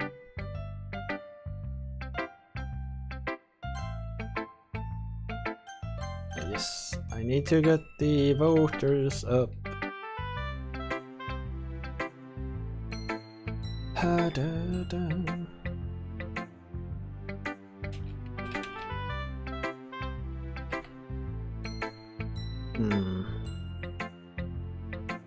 What should we put up an alternative for more Doki Doki? I feel like my voice is getting a bit strained for all this talking. One thing I really would like... Oh yes, that would be...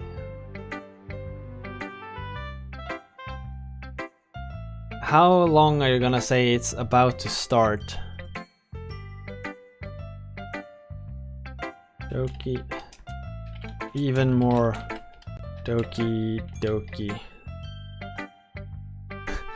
Yeah. It's like I'm getting a bit tired of this constant talking.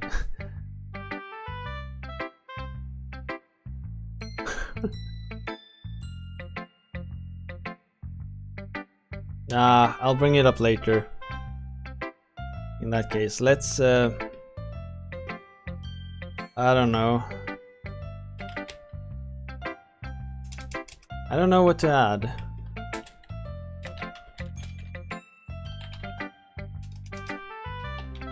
Game.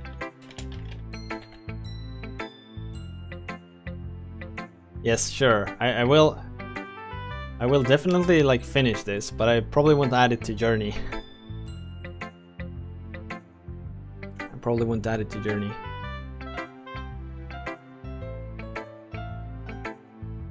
Oh. Jeez. There we go. Oh.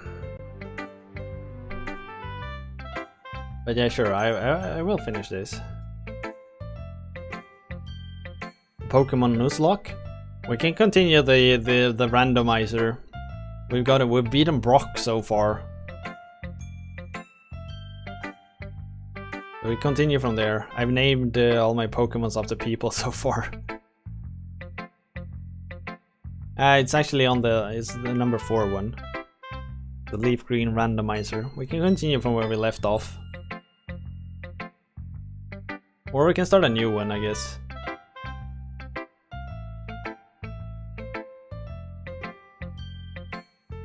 But keep in mind, it takes a long time to get these Pokemon randomizers out of the door. Because they're so difficult. Remember that you have 2 alternatives. Or like 2 votes. You can vote on 2 different things.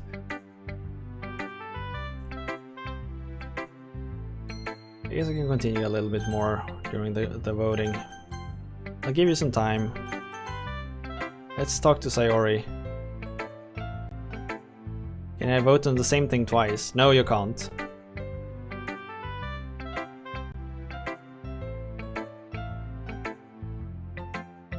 It's nice, I guess.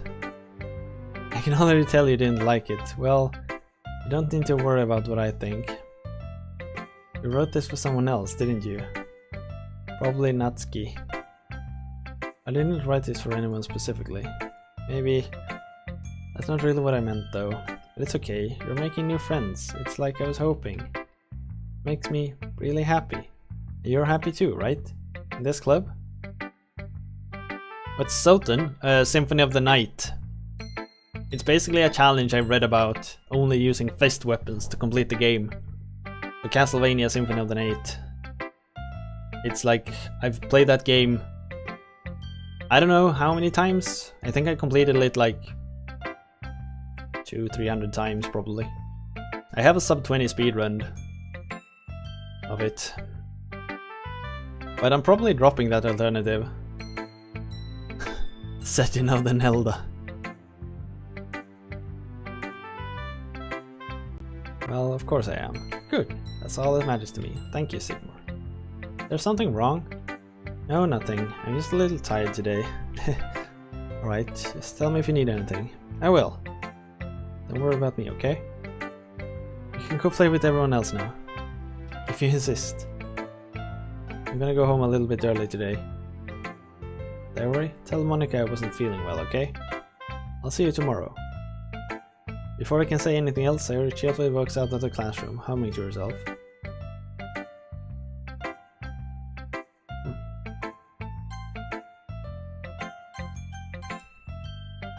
You don't have little nightmares. What's little nightmares?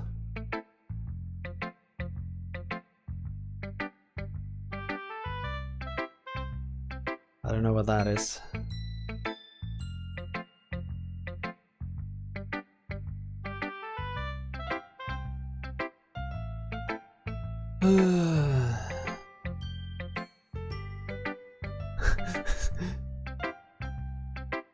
Shafton bought it, but I'm too scared to play it and he refuses to play it with me.